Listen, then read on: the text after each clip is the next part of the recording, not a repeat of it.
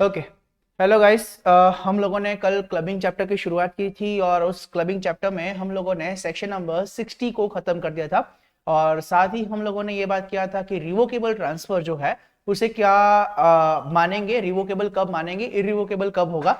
इसके लिए अलग अलग 5 हमने कंडीशंस के बारे में बात किया था। आप लोग को एक ब्रीफ फटाफट नो समरी प्रोवाइड कर देता हूं कैसे हम लोगों ने पढ़ा था। हम लोगों ने बात किया था कि अगर कोई एक व्यक्ति अपनी असेट को ट्रांसफर करता है किसी अन्य व्यक्ति को, बेनिफिशियल पर्सन को, और बोला गया कि जो व्यक्ति को हमने ट्रांसफर करा for the benefit of the other person, उस बेनिफिशियरी पर्सन के लाइफ टाइम के दरमियान हम कभी भी वो प्रॉपर्टी वापस ले सकते, तो इट्स रिवोकेबल। अर्थात रिवोकेबल का सिंपल सा मतलब है जो प्रॉपर्टी आपने दिया हुआ है ना, वो प्रॉपर्टी दोबारा आपके पास में आ जाएगा।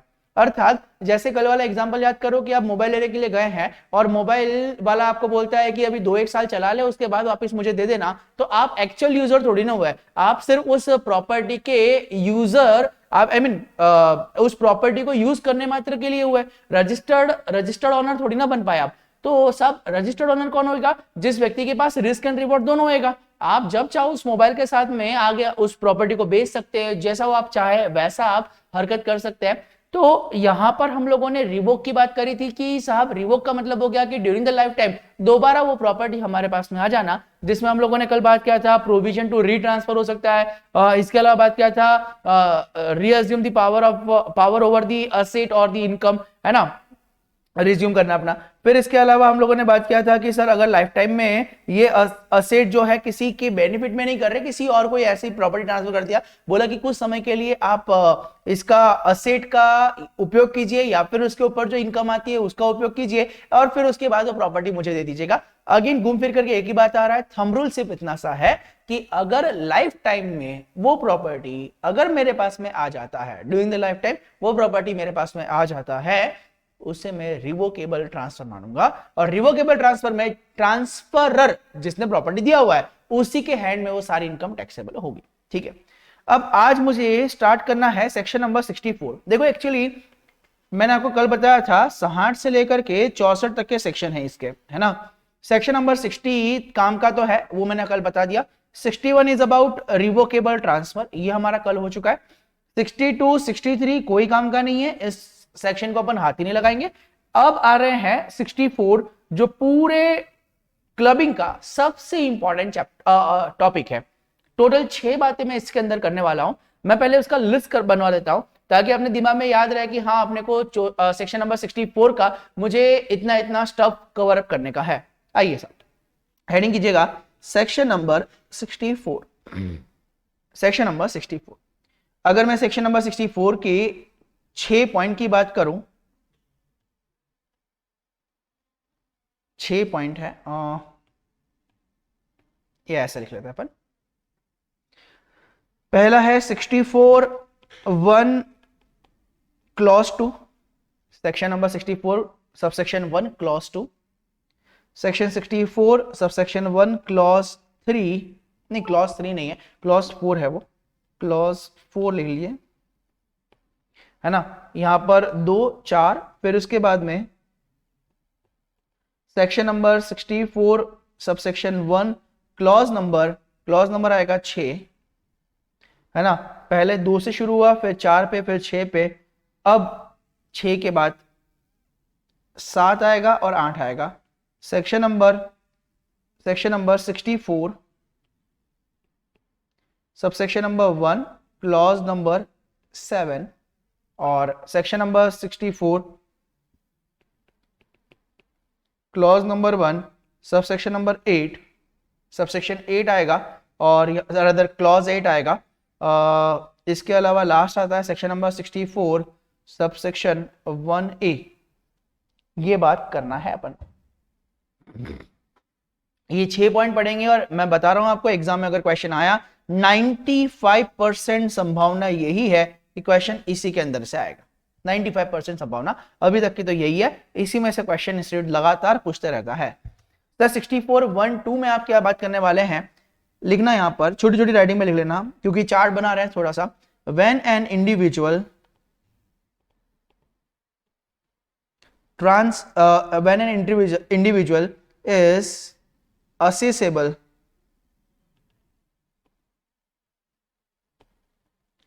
Accessible in respect of, spelling गलत दिया मैंने, assessable in respect of remuneration to spouse. तो आपको याद रखना है, इतना सा क्लॉज याद रखना है। आप यहां पर 64(1)(2) में आप बात क्या करने वाले हैं, रेम्युनरेशन टू द स्पाउस की बात करने वाले हैं। ओके, नेक्स्ट 64(1)(4) की बात अगर करें तो यहां पर लिखना when an individual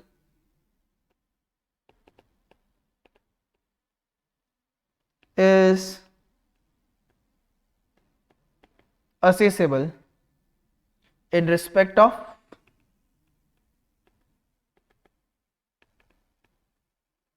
income from asset transfer to spouse।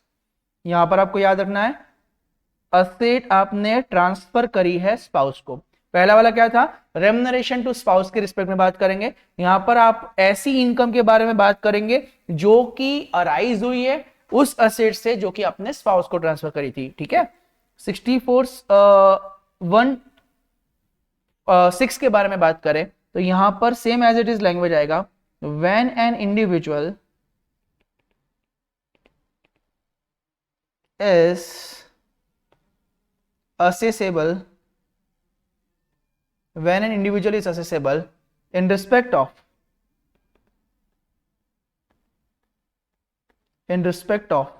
income from the asset transfer to। Sir यहां पर किसके बारे में बात किया था, असेट ट्रांसफर टू स्पाउस के बारे में बात किया था। यहां किसके बारे में बात करेंगे, ट्रांसफर टू, अलग अलग की पेन से लिखता हूं, सन्स वाइफ। यहां पर अपनी धर्म पत्नी को आपने ट्रांसफर किया था, वाइफ को ट्रांसफर किया था, यहां पर बेटे की वाइफ को अपन ट्रांसफर कर रहे हैं, ये क्लॉज आएगा यहां पर। फिर उसके बाद अपना 3 क्लॉज कंप्लीट हुआ, चौथे पे अपन बात कर रहे हैं। आइए लिखेगा, when an individual is assessable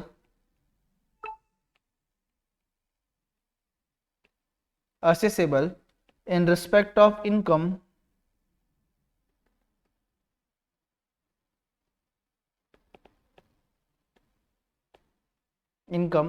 from the asset। अब ध्यान से यहां पर लैंग्वेज चेंज हो रहा है, फ्रॉम दी asset ट्रांसफर। यहां पर पहले वाले में किसको ट्रांसफर किया था, सर स्पाउस को। यहां पर किसको ट्रांसफर किया है, सर सन की वाइफ को।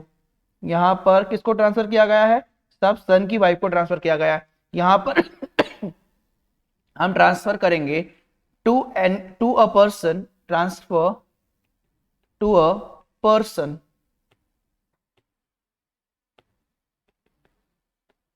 किसी व्यक्ति को हम ट्रांसफर करेंगे, ट्रांसफर टू अ पर्सन, किसी व्यक्ति को हम ट्रांसफर करेंगे। क्यों ट्रांसफर करेंगे, फॉर द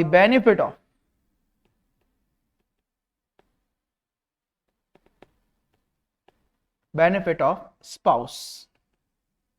देखो पहली बात में यहां पर स्पाउस की किया, फिर सन्स वाइफ की, फिर किसी व्यक्ति को हम ट्रांसफर कर रहे हैं ताकि स्पाउस के बेनिफिट के लिए वो काम कर पाए, for the benefit of the spouse.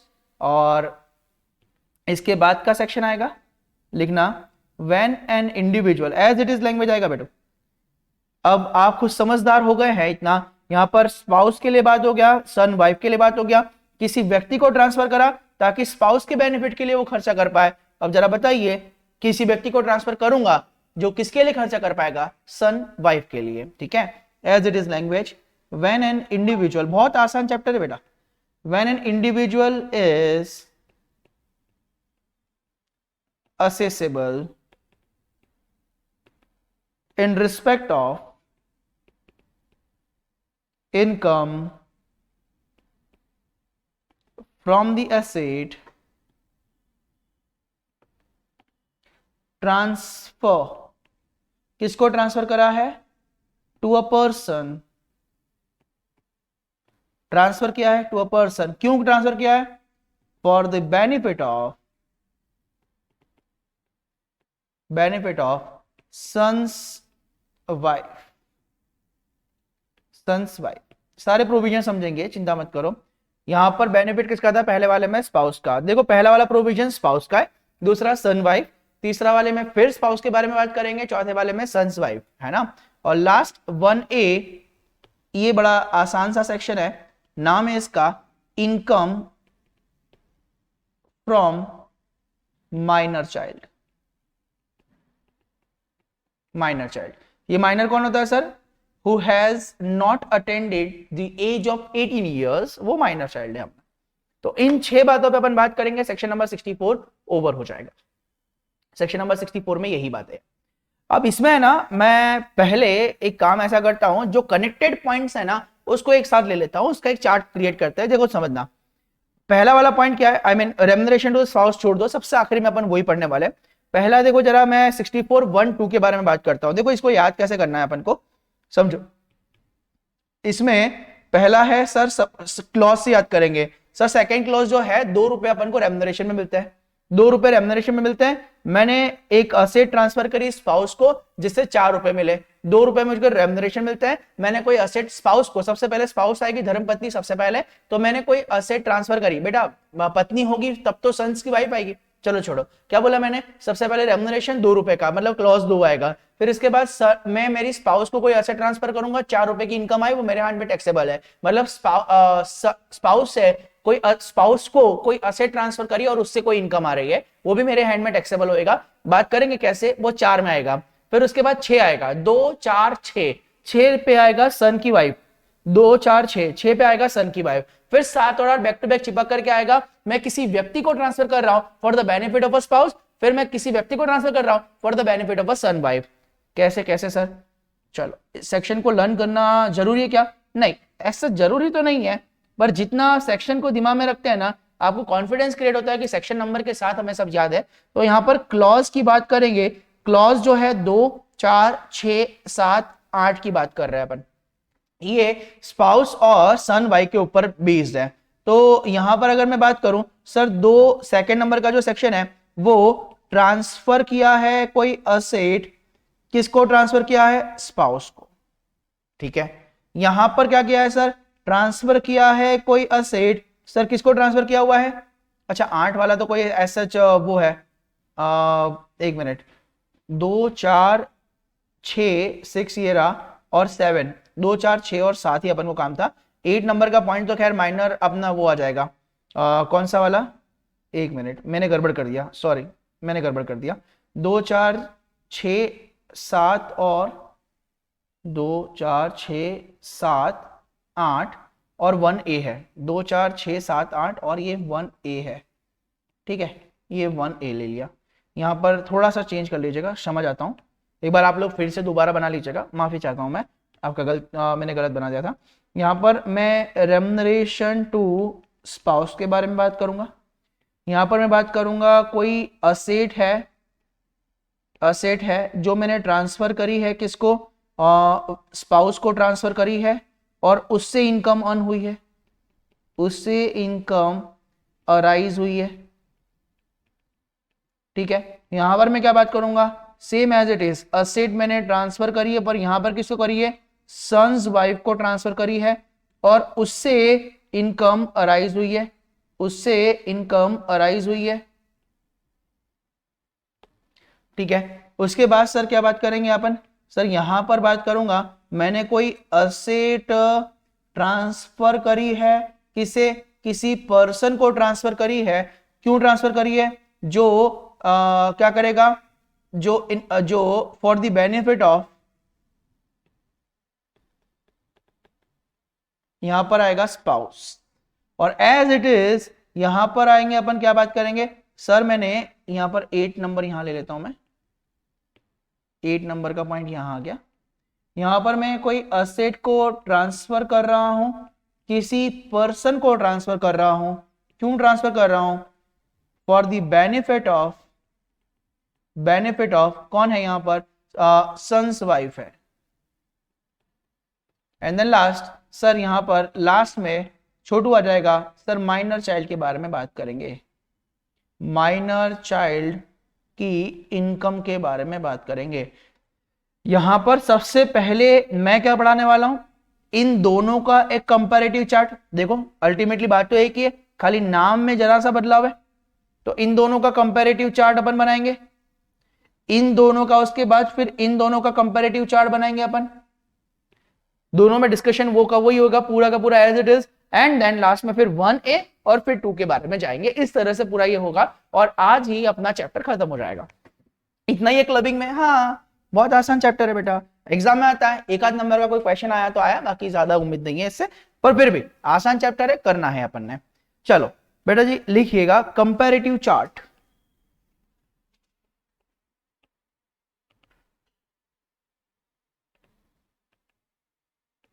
Comparative chart, एक बार ये चार्ट बन जाए तो फिर आसानी से हम लोग आइडेंटिफाई कर पाएंगे सारी चीजों को, और जो जो चीजें इससे मिलती जुलती होगी अपन लोग उससे लिख लेंगे। चलिए अपन बात कर रहे हैं सर क्लॉज नंबर 4 और क्लॉज नंबर 6 की। क्लॉज नंबर 4 और क्लॉज नंबर 6 के बारे में बात कर रहा हूं ऑफ सेक्शन 64, सेक्शन नंबर 64 के। ओके, यहां पर मैं किसके बारे में बात करूंगा साहब, यहां बात करेंगे आप असेट को ट्रांसफर किया है किसको, स्पाउस को, और यहां किसकी बात करेंगे, असेट को ट्रांसफर किया है सन्स वाइफ को। अब एक नियम आप याद रखना, आपको याद रहना चाहिए, ये जरूरी है। सन्स वाइफ में जहां जहां मैं सन की वाइफ के बारे में बात करूंगा, मेरी सन वाइफ कौन हो गया, मेरा बेटा है और उसकी वाइफ है, मेरा बेटा और उसकी वाइफ है, मेरे बेटे की wife, that will be a son wife. Son wife जहां पर भी आएगा ना, उसका ट्रांसफर हमेशा 31 मई 1973 के बाद ही होना चाहिए। सर ऐसा क्यों बेटा, एक्ट में लिखा हुआ है, इसके पीछे कोई लॉजिक नहीं है। तो यहां पर क्या बोला कि सन की वाइफ जो है उसका हमेशा ट्रांसफर जो होगा, मतलब उसको जो असेट का ट्रांसफर किया हुआ है, उस असेट का ट्रांसफर हमेशा 31 मार्च 1973 के बाद में ही, आफ्टर दैट पीरियड होगा, तभी ये नियम लगेगा, अदरवाइज नहीं। पर स्पाउस में ऐसा कोई नियम नहीं है, आपने अर्लियर भी करा होगा तो भी ये नियम लगेगा। चलिए बेटा जी क्या है इसमें पॉइंट्स, आओ बाबू पॉइंट्स लिखना स्टार्ट करें। पॉइंट नंबर 1 सर असेसी जो होगा वो इंडिविजुअल होना चाहिए, यहां पर भी असेसी जो है इंडिविजुअल। बेटा सीधी सी बात है ना, कोई इंडिविजुअल का ही स्पाउस होगा और कोई इंडिविजुअल का ही क्या होएगा बेटा, सन्स वाइफ होगी, है ना। किसी कंपनी एओपी बीओआई एचयूएफ इसके अलावा आर्टिफिशियल जुडिशियल पर्सन, इन लोगों के थोड़ी ना कोई स्पाउस या फिर सन वाइफ होंगे ना, तो डेफिनेटली तो हमने बोला असेसी कौन होगा साहब, इंडिविजुअल होगा। दूसरा पॉइंट, अब इंडिविजुअल है तो कौन हो सकता है, ही मे बी अ मेल और द फीमेल, है ना। तो उसने, शायद वो ही हो शायद वो शी हो, उसने क्या करा है, उसने क्या करा है, ट्रांसफर किया है। क्या ट्रांसफर किया है, असेट। और मैंने आपको बोला है बेटा असेट ट्रांसफर करा है अगर स्पाउस को किया है तो कोई डेट आएगी क्या, नहीं, कोई डेट नहीं है रेलेवेंट।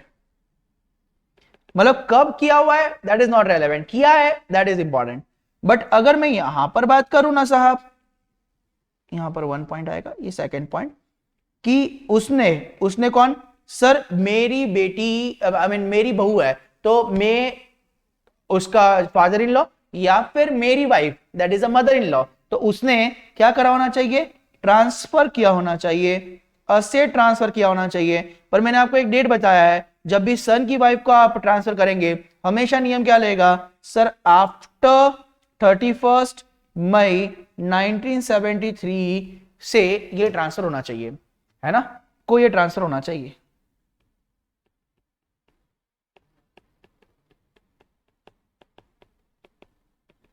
ओके, तीसरा पॉइंट,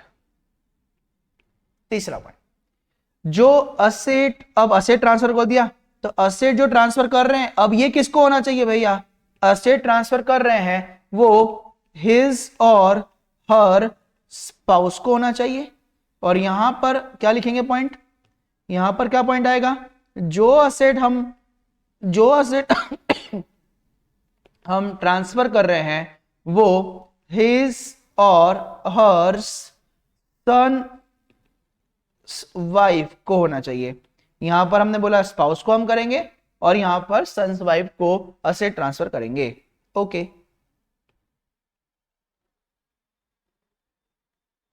चलो पॉइंट नंबर 4 पे आ रहे हैं।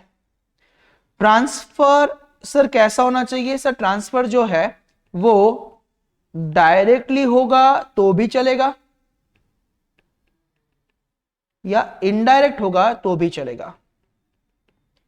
वैसा ही यहां पर भी लिखेंगे अपन, सर जो ट्रांसफर है साहब वो डायरेक्ट है तो भी हमारे लिए कोई प्रॉब्लम नहीं है, और अगर वो इनडायरेक्ट है तो भी हमारे लिए कोई प्रॉब्लम नहीं है। हमें इंपॉर्टेंट ये चीज चेक करना है कि वो ट्रांसफर हुआ है चाहे कैसे हुआ है। सर ये डायरेक्टली और इनडायरेक्टली हर एक पॉइंट समझेंगे, डोंट बॉदर। अभी मैं आपको क्या करवा रहा हूं, अभी सारे पॉइंट्स अपन देख रहे हैं कि ऐसा ऐसा सिचुएशन होना चाहिए, फिर हर एक पॉइंट को तोड़ेंगे अपन कि इंडिविजुअल कौन होएगा, असेट ट्रांसफर कब करेंगे अपन, डायरेक्टली इनडायरेक्टली कैसे होएगा, सर ये स्पाउस होना चाहिए कि नहीं होना चाहिए, ये रिलेशनशिप कब सब्सिस्ट करना चाहिए, वो सारी चीजों के बारे में बात करेंगे अपन। अभी पहले कंपैरेटिव चार्ट बना रहे हैं अपन, फिर उसके बाद पॉइंट नंबर 5, पांचवा पॉइंट, असेट यहां पर जो ट्रांसफर होगी वो अदरवाइज एन। अब मेरी बात सुनना, अगर स्पाउस को मैं असेट ट्रांसफर कर रहा हूं तो क्या होता है, एक कॉन्सेप्ट होता है, शायद आप लोग जानते भी होंगे, शायद जो लोग नहीं जानते उनके लिए बात कर लेते हैं। क्या होता है, जब कभी मैं लाइक वाइफ के साथ में हस्बैंड का झगड़ा हो गया, हस्बैंड का वाइफ के साथ में झगड़ा हो गया, जो भी है, और दोनों सोचते हैं कि अब हम दोनों की नहीं बन पाएगी, अपन दोनों को अलग अलग हो जाना चाहिए, लीव अपार्ट बोलते हैं उसको। अभी जब हमारा जो समुदाय है, हमारा जो इंडियन कस्टम है, उसके अंदर महिला को अबला माना गया है ना, आई एम नॉट किडिंग, ये है एक्चुअली फैक्ट है। हाँ ये बात अलग है कि अब अबला से सबला हो चुकी है नारियां, बट स्टिल अभी भी कॉन्स्टिट्यूशन, या कॉन्स्टिट्यूशन तो गलत बोल गया, अभी भी जितने भी एक्ट बने होते हैं ना, उसमें बहुत सारा आरक्षण जो है वो महिला के प्रति इसीलिए होता है क्योंकि अपने यहाँ पर महिलाओं को बेचारा माना जाता है। अभी साहब हुआ ऐसा कि भले ही वो बंदी कमाती है नहीं कमाती है, doesn't make any sense, court जो है, फैमिली कोर्ट जो है, जब भी ये लिव अपार्ट करता है ना, दोनों को डिवोर्स ग्रांट करता है, तो ये बोलता है जो मेल पर्सन है उसको कि बेचारी आपसे अब अलग हो जाएगी। आपने शादी के 7 फेरे लेते समय उसको वचन दिया था कि तेरे दुख सुख में मैं तेरे साथ में रहूंगा, पर आज आपने वो वचन तोड़ा है। भले गलती किसी की भी हो, अपने को फर्क नहीं पड़ता, पर आप मेल पर्सन, आपने गुनाह किया हो। आपने वो वचन दिया था ना कि आपके दुख सुख में साथ में रहोगे, पर आप उनको छोड़ करके जा रहे हो। वो बेचारी कैसे कमाएगी? आप बोल दो सर महीने का 5 लाख कमाती है, कोई फर्क नहीं पड़ता। हम कोर्ट में क्या बोलेंगे साहब, कोर्ट वाला ये व्यक्ति बोलेगा कि साहब इस व्यक्ति, इस जो ये फीमेल पर्सन है, इसके भरण पोषण की जिम्मेदारी किसकी है? आपकी जिम्मेदारी थी। अब ये जिम्मेदारी के तहत आप या तो कोई असेट ट्रांसफर कर दो, या हर महीने कितना अमाउंट आप दे सकते हो वो मुझे बताइए।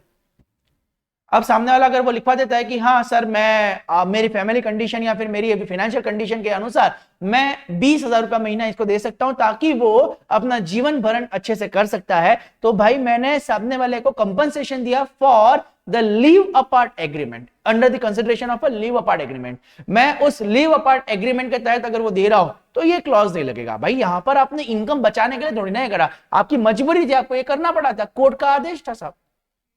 तो अगर आपको लीव अपार्ट एग्रीमेंट के तहत ये हो रहा है तो फिर आप इस क्राइटेरिया से बाहर हो जाएंगे। पर लीव अपार्ट एग्रीमेंट से स्पाउस के साथ होता है बेटा। जैसे मेरे बच्चे की वाइफ, मेरे बच्चे की वाइफ है, वो बोलती है सर हम पापा हम ये घर छोड़कर जा रहे हैं। सपोज करो ऐसा कि आप अपने को उस जगह पे रखो, आपको कोई बच्चा है और उसकी वाइफ है, अभी कोई झगड़े हो जाते हैं, घर में परिवार है, झगड़े वगड़े चलता रहता है, थोड़ा बहुत नोकझोंक है, जहां ज्यादा बर्तन होते हैं वहां खनखन की आवाज आती रहती, कोई फर्क नहीं पड़ता। हिंदुस्तान रीति रिवाज के अनुसार थोड़ा बहुत नोकझोंक चलता है। अब जब नोकझोंक हुआ तो आज की जनरेशन है साहब, आज की जनरेशन में टॉलरेंस तो बहुत जीरो होता है। अब जब टॉलरेंस है नहीं तो उसने, बहू ने क्या बोल दिया ससुर जी को कि हम जा रहे घर छोड़ के, लाओ जरा पैसा दो। उसने बोला किस बात के पैसे? बोले हम अलग हो रहे, लिव अपार्ट एग्रीमेंट कहते हैं। ओ भाई स्पाउस होगा तो उसके साथ लिव अपार्ट एग्रीमेंट, कसमें किसके साथ खाई थी? स्पाउस के साथ खाई थी ना। तो स्पाउस के साथ लीव अपार्ट एग्रीमेंट होता है, पर उस सन वाइफ के साथ में लीव अपार्ट एग्रीमेंट नहीं होता, ये ध्यान रखिएगा। दूसरा, सर एक बात बताइए, हम लोगों ने ना इंडियन कॉन्ट्रैक्ट पढ़ा था, उसमें पढ़ा था कि natural love and affection is a good consideration. इसका मतलब सर अगर कोई एक व्यक्ति जो है, कोई एक male person out of the nature love and affection अगर किसी अन्य व्यक्ति को कोई अमाउंट या फिर कुछ असेट ट्रांसफर करता है, तो यहां पर कॉन्ट्रैक्ट बाइंड नहीं करेगा। इसका मतलब वो ट्रांसफर को ट्रांसफर कॉन्ट्रैक्ट बोलता था। यहां पर बोला गया कि साहब natural love and affection contract जरूर करवाता होगा, वो अलग है, इंडियन कॉन्ट्रैक्ट की बात अलग करते हैं अपन, पर यहां पर इनकम के बारे में बात करेंगे। Y so? बिकॉज हम पढ़ रहे हैं इनकम टैक्स एक्ट, तो इनकम तो होना जरूरी है साहब। अभी उसने बोला कि यार अगर मैं आपको कोई असेट ट्रांसफर कर रहा हूं पर उसमें कोई इनएडिक्वेट कंसिडरेशन या फिर कंसिडरेशन ही नहीं है, in the lack of consideration और इन इनएडिक्वेट कंसिडरेशन अगर वो असेट ट्रांसफर हुई है तो ही ये नियम लगेगा, अदरवाइज ये नियम नहीं लगेगा। इसका मतलब अगर स्पाउस ने पूरा पैसा दे दिया है आपको और वो असेट आपने ट्रांसफर करी हुई है, स्पाउस ने क्यों दिया होगा? अरे मैंने एंट्री घुमाई है, इस तरह से मैंने बोला कि स्पाउस को बोला कि देखो यार पॉकेट में तुम्हारी इनकम मेरी इसमें क्लब होएगी, एक काम करो तुम्हारा वाला पैसा मेरे को दे दो और ये असेट मैं तुमको ट्रांसफर करता हूं, से मैं किसी और को बेचूंगा बाजार में, तो मान लो वो असेट 50 लाख की है, तुम्हारे पास 50 लाख का कैपिटल है, तो मुझे आप कैश या फिर कैपिटल ट्रांसफर कर दीजिए और मैं आपके नाम पर असेट ट्रांसफर कर देता हूं। तो अगर कंसिडरेशन में मैंने दिया हुआ है तो फिर ये वाला प्रोविजन थोड़ी ना लगेगा, ठीक है? तो लिखेगा यहां पर असेट ट्रांसफर होगी वो अदरवाइज देन नंबर 1, क्योंकि ये स्पाउस है तो in connection with and leave apart, in connection with the live apart agreement, या फिर एडिक्वेट कंसिडरेशन।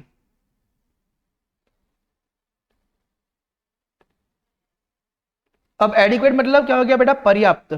पर्याप्त कैसे लिखते हैं?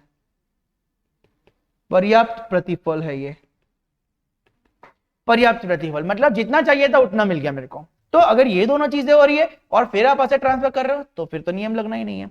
वैसा ही यहां पर भी बोला कि बाबू पॉइंट नंबर 5 ही आएगा यहां पर भी। क्या बोला?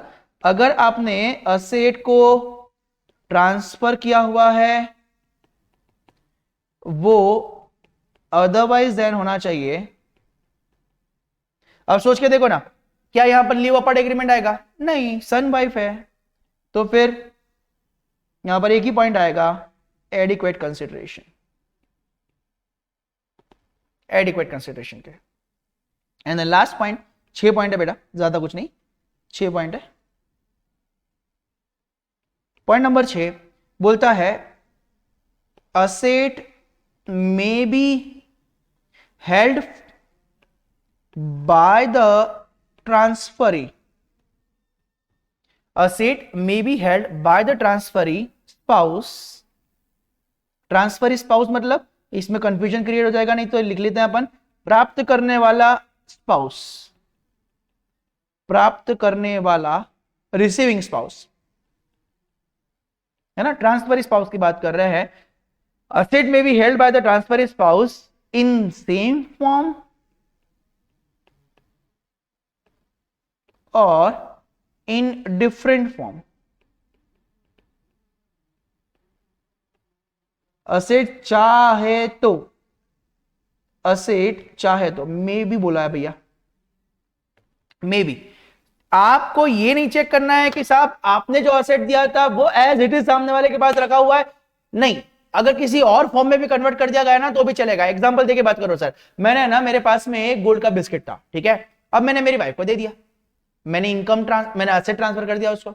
अब जब मैंने असेट ट्रांसफर करा हुआ तो मेरी वाइफ ने क्या करा, उस जो गोल्ड बिस्किट था ना उससे ज्वेलरी बनवा दिया और उस ज्वेलरी को वो लेट आउट करने लग गई। क्या होता है ना, हाँ, जैसे शादियों का सीजन होता है ना, उस पॉइंट ऑफ टाइम पर बहुत सारे ऐसे लोग होते हैं जो ज्वेलरी परचेस नहीं करना चाहते पर उस पर्टिकुलर फंक्शन में तो पहनना चाहते हैं। तो मेरी वाइफ ने क्या करा, उस गोल्ड बिस्किट का ज्वेलरी में कन्वर्जन करवाया एंड देन वो ज्वेलरी कन्वर्जन जो करवाया था ना उसको वो लेट आउट करने लग गई, उसको भाड़े पे देना लग गई और उससे कुछ रेंटल इनकम आती थी उस पर्टिकुलर ज्वेलरी के रिस्पेक्ट में।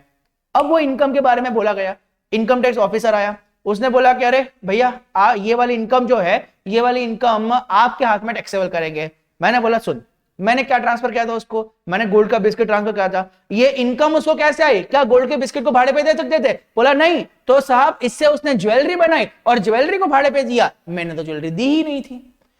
इररिस्पेक्टिव ऑफ दैट फैक्ट कि आप सामने वाले व्यक्ति को असेट जो दे रहे हो वो उसी फॉर्म में मेंटेन करता है या फॉर्म चेंज हो जाता है, अगर वो फॉर्म चेंज होने के बाद भी कोई इनकम कंसीडर की जाती है, इनकम रिसीव की जाती है, वो इनकम ट्रांसफरर देने वाले के हाथ में टैक्सेबल होगी। Always remember that. Okay, as it is ये पॉइंट यहां पर भी आ जाएगा बेटा, एज इट इज पॉइंट ये यहां पर भी आएगा।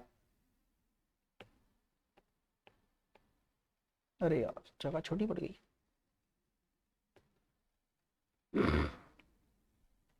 ठीक है, ये आ गया point number 6।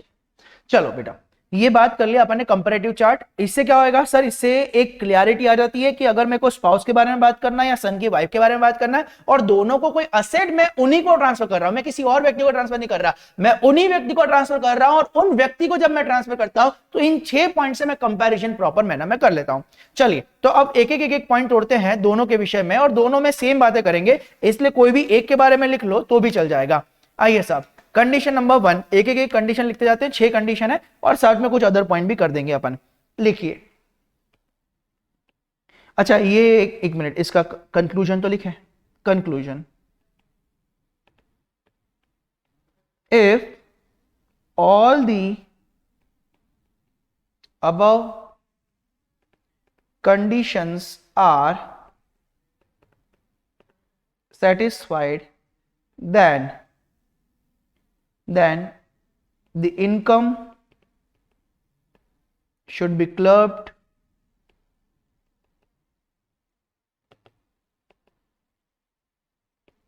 in the hands of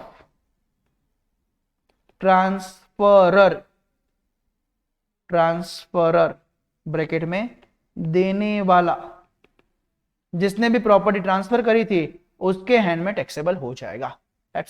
चलिए एक पॉइंट समझते जाते हैं, देखते हैं क्या है। पहला सर, पहला पॉइंट क्या था? पहला पॉइंट क्या था? अब आप लोग को लर्न हो चुका है ना, 6 पॉइंट दिमाग में बैठ चुके हैं, दिमाग पे जोर डालिए और सोचिए क्या पॉइंट था पहला, चाहे वो सन की वाइफ को अपन दे या फिर स्पाउस को दे।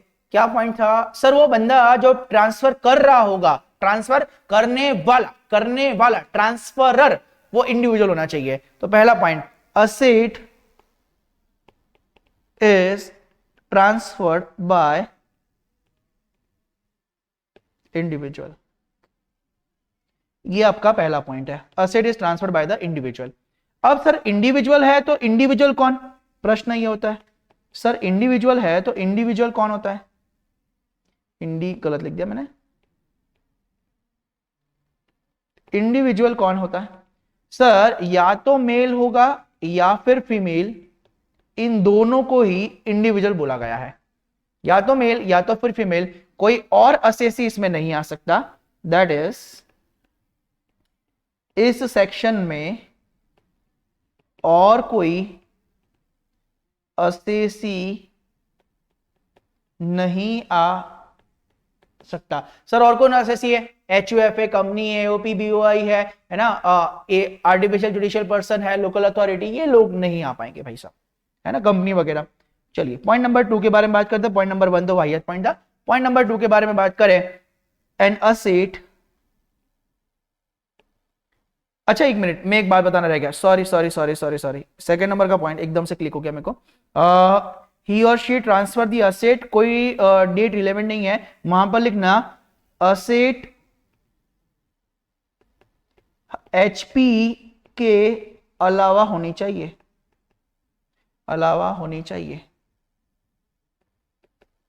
हाउस प्रॉपर्टी नहीं होना चाहिए, है ना, HP के अलावा होने चाहिए। ये पॉइंट अभी मैं समझाता हूं ऐसा क्यों लिखा हुआ है, हर एक चीज लॉजिक के साथ अपन समझेंगे। आइए साहब,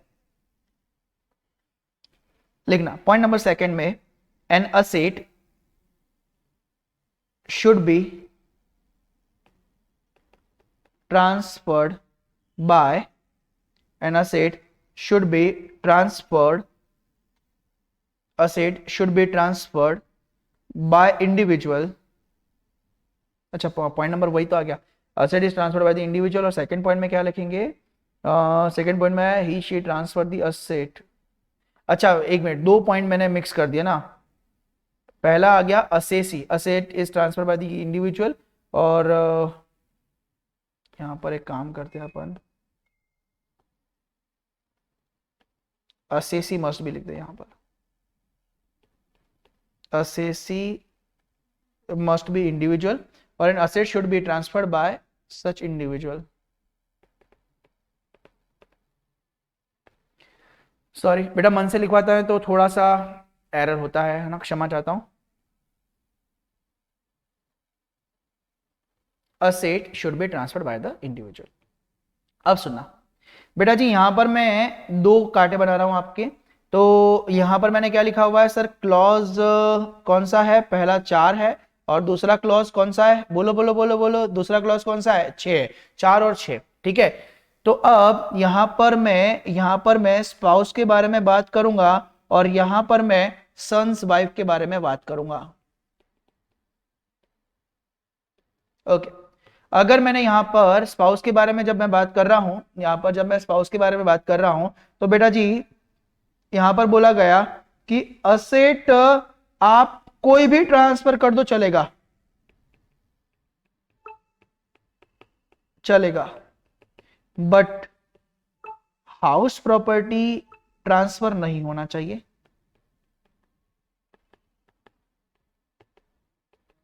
और यहां पर असेट कोई भी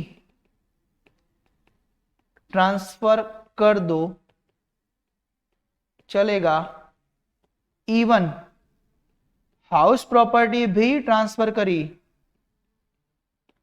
तो भी चल जाएगा, तो भी ये रूल एप्लीकेबल है।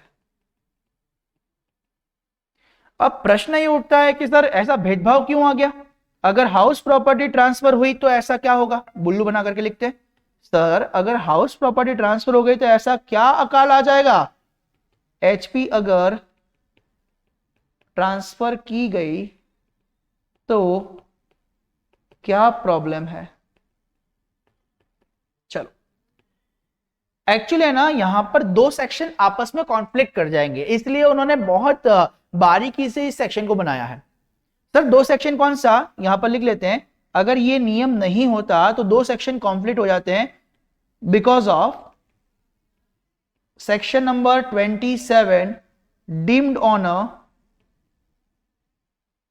ऑफ हाउस प्रॉपर्टी, अगर एचपी है ट्रांसफर की गया था तो क्या प्रॉब्लम होता, because of section number 27 deemed honour house property, ये सेक्शन ये सेक्शन क्लबिंग के सेक्शन नंबर, ये सेक्शन क्लबिंग के सेक्शन 14 है शायद, 14 के साथ कॉन्फ्लिक्ट कर जाता, दोनों में आपस में डिस्प्यूट हो जाता भैया। सर 27 ने already deemed honour of the HP के बारे में बात कर रखा है, सर पहले तो ये समझा दो ये डीम्ड ऑनर ऑफ एचपी है क्या। ओके बेटा सुनो, से अगर मैंने अगर अपनी कोई प्रॉपर्टी अपनी स्पाउस को ट्रांसफर करी हुई है, deemed honour of HP section number 27 के बारे में बात कर रहा हूं मैं, एक काम करता हूं मैं आपको यहां पर एचपी अगर हेड है मेरे पास में यहाँ पे नोट्स में, तो मैं इसी में से दिखा देता हूं आपको, house property head, HP head, मिल जाओ,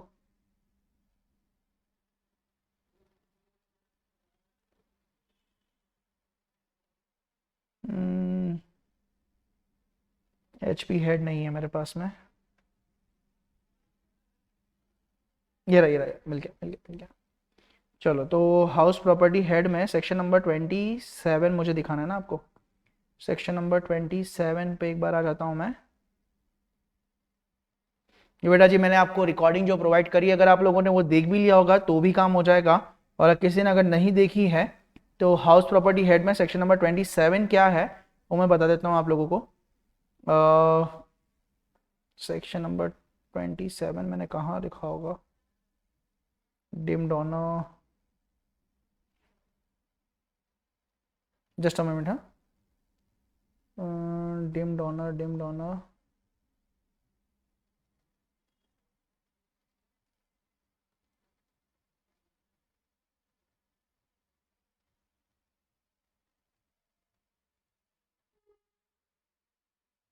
ट्वेंटी फोर आ गया। मैंने 27 को लास्ट क्लास में लिखा हो सकता है।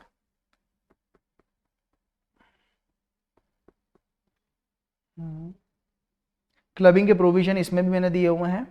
ओपन बाद में बात करेंगे कि कैसे इसको सेट ऑफ कैरी फॉरवर्ड के प्रोविजन भी है यहाँ पर, कुछ क्लबिंग के प्रोविजन भी दिए हुए हैं मैंने इसमें। मिल जा भाई, ये रहा। Okay, section number 27, question number 21 पे हूँ। एचपी हेड जिसके पास में है वो देख सकता है।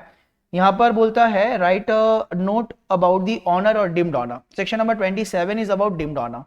सेक्शन नंबर 27 क्या बोलता है?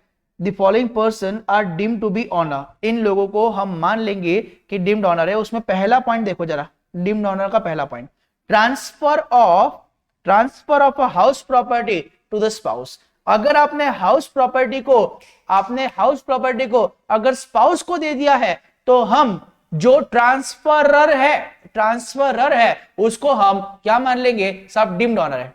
नहीं समझा सर, फिर से मैं ऐसा समझो। ए भाई क्या हुआ इसको? ऐसा समझिए, यहां पर मैं हूं से अभिषेक, ये मेरी वाइफ है सोनाली। तो मैंने क्या करा, मेरे पास में एक प्रॉपर्टी थी, से ये प्रॉपर्टी है, ये हाउस प्रॉपर्टी है। इस हाउस प्रॉपर्टी को मैंने अपनी वाइफ को ट्रांसफर कर दिया। इस हाउस प्रॉपर्टी को, ये हाउस प्रॉपर्टी मेरी थी। Who is the owner of that property? मैं इसका ऑनर था। और ये प्रॉपर्टी अब मैंने मेरी वाइफ के नाम पर कर दी। ये प्रॉपर्टी मैंने मेरी वाइफ के नाम पर कर दी, पर विदाउट एडिक्वेट कंसिडरेशन।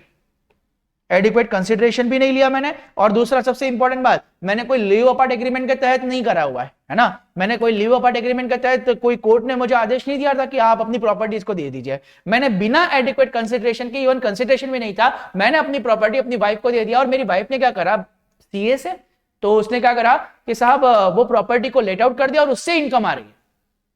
अभी प्रॉपर्टी किसकी थी मेरी, मैंने क्या करा, अपनी वाइफ को दे दिया। सर कैसे दिया? वो मैंने विदाउट कंसिडरेशन दे दिया और उससे वो इनकम अर्न कर रही है। तो इनकम टैक्स एक्ट ये बोलता है अकॉर्डिंग टू सेक्शन 27, ये भले ही on paper Sonali ji is the registered owner of this particular property, but whatever the income she received out of such property, हम मानेंगे कि आप ही इसके ऑनर हो। मैंने कहा मैं कैसे ऑनर हूं? आप ऑनर भले ही नहीं हो, इनकम टैक्स के पर्पज से हम मान लेंगे कि आप ऑनर है। देखिए लिखा हुआ है transfer of house property to a spouse, उसको अपन क्या मान लेंगे बेटा? Deemed owner. Transferor should be treated as a deemed owner. और क्योंकि सेक्शन नंबर 27 ने ऑलरेडी बोल रखा है कि अगर एक पर्सन, एक मेल पर्सन अपनी वाइफ को, या वाइफ जो है अपने हस्बैंड को, हस्बैंड अपनी वाइफ को, या वाइफ अपनी हस्बैंड को अगर प्रॉपर्टी, हाउस प्रॉपर्टी ट्रांसफर करते हैं और वो भी विदाउट एनी एडिक्वेट कंसिडरेशन, पर without in not in connection with the live apart agreement, ये लीव अपार्ट एग्रीमेंट के कनेक्शन में नहीं होना चाहिए, तो फिर इस ट्रांसफर में जो ट्रांसफरर होगा उसी को हम डीम्ड ऑनर मानेंगे। और बेटा जो ऑनर होगा उसी के हाथ में वो इनकम टैक्सेबल होती है। आया समझ में? इसलिए ऑलरेडी ये वाला पॉइंट सेक्शन नंबर 27 ने कवर किया हुआ था, तो ये पॉइंट को इन्होंने यहां पर हटा दिया। अरे कहां गया अपना वाला?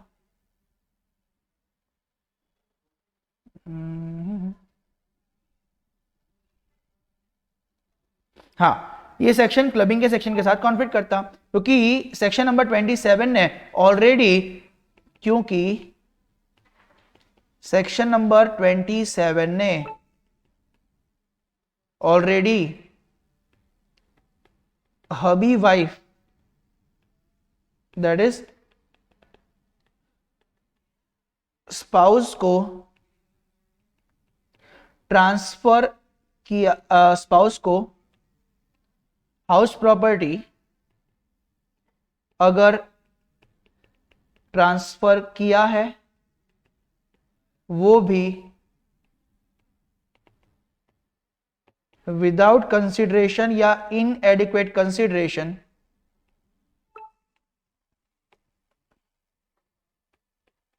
उसे डीम्ड ऑनर माना है अकॉर्डिंग टू सेक्शन 27, ये लिखा हुआ ही है।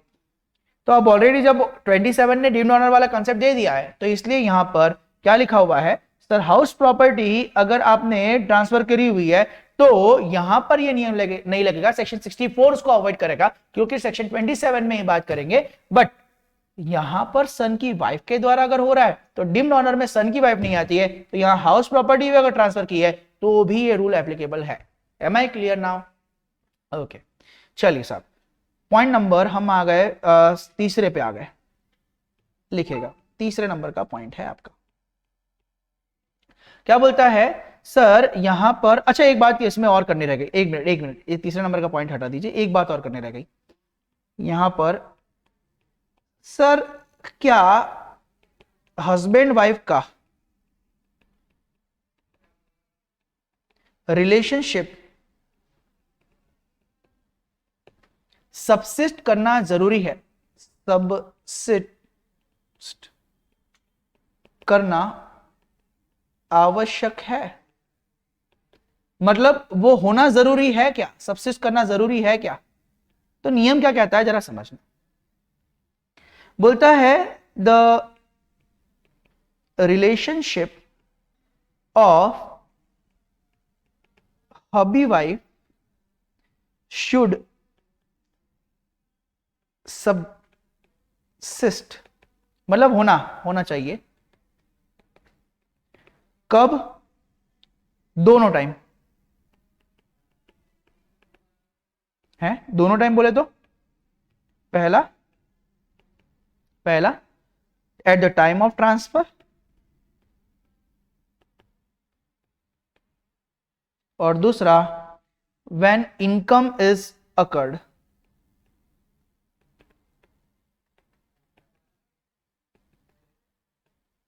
Out of such transferred property, ठीक है ना, वो इनकम अकड़ जब हो रही है तब भी रिश्ता होना जरूरी है। इसका मतलब क्या हुआ? दैट इज, ये अब समझना बहुत important, transfer of asset, that is transfer of asset before marriage, before marriage. Class में आओगे तो मैं इसके ऊपर एक केस स्टडी बताऊंगा, अभी ऑन एयर बताना सही नहीं रहेगा, रिकॉर्डिंग हो रहा है उसका, बट हाँ क्लास में जब आएंगे तो मैं आपको बताऊंगा कि मैंने मेरे क्लाइंट के साथ में क्या करवाया था और किस तरह से क्लबिंग के प्रोविजन को हम लोगों ने अट्रैक्ट होने से बचाया उस क्लाइंट के ऊपर, ये बात करेंगे क्लास में। एनीवेज, तो transfer of asset before marriage is not in a scope of clubbing, clubbing के स्कोप में नहीं है, क्लबिंग के स्कोप में नहीं है।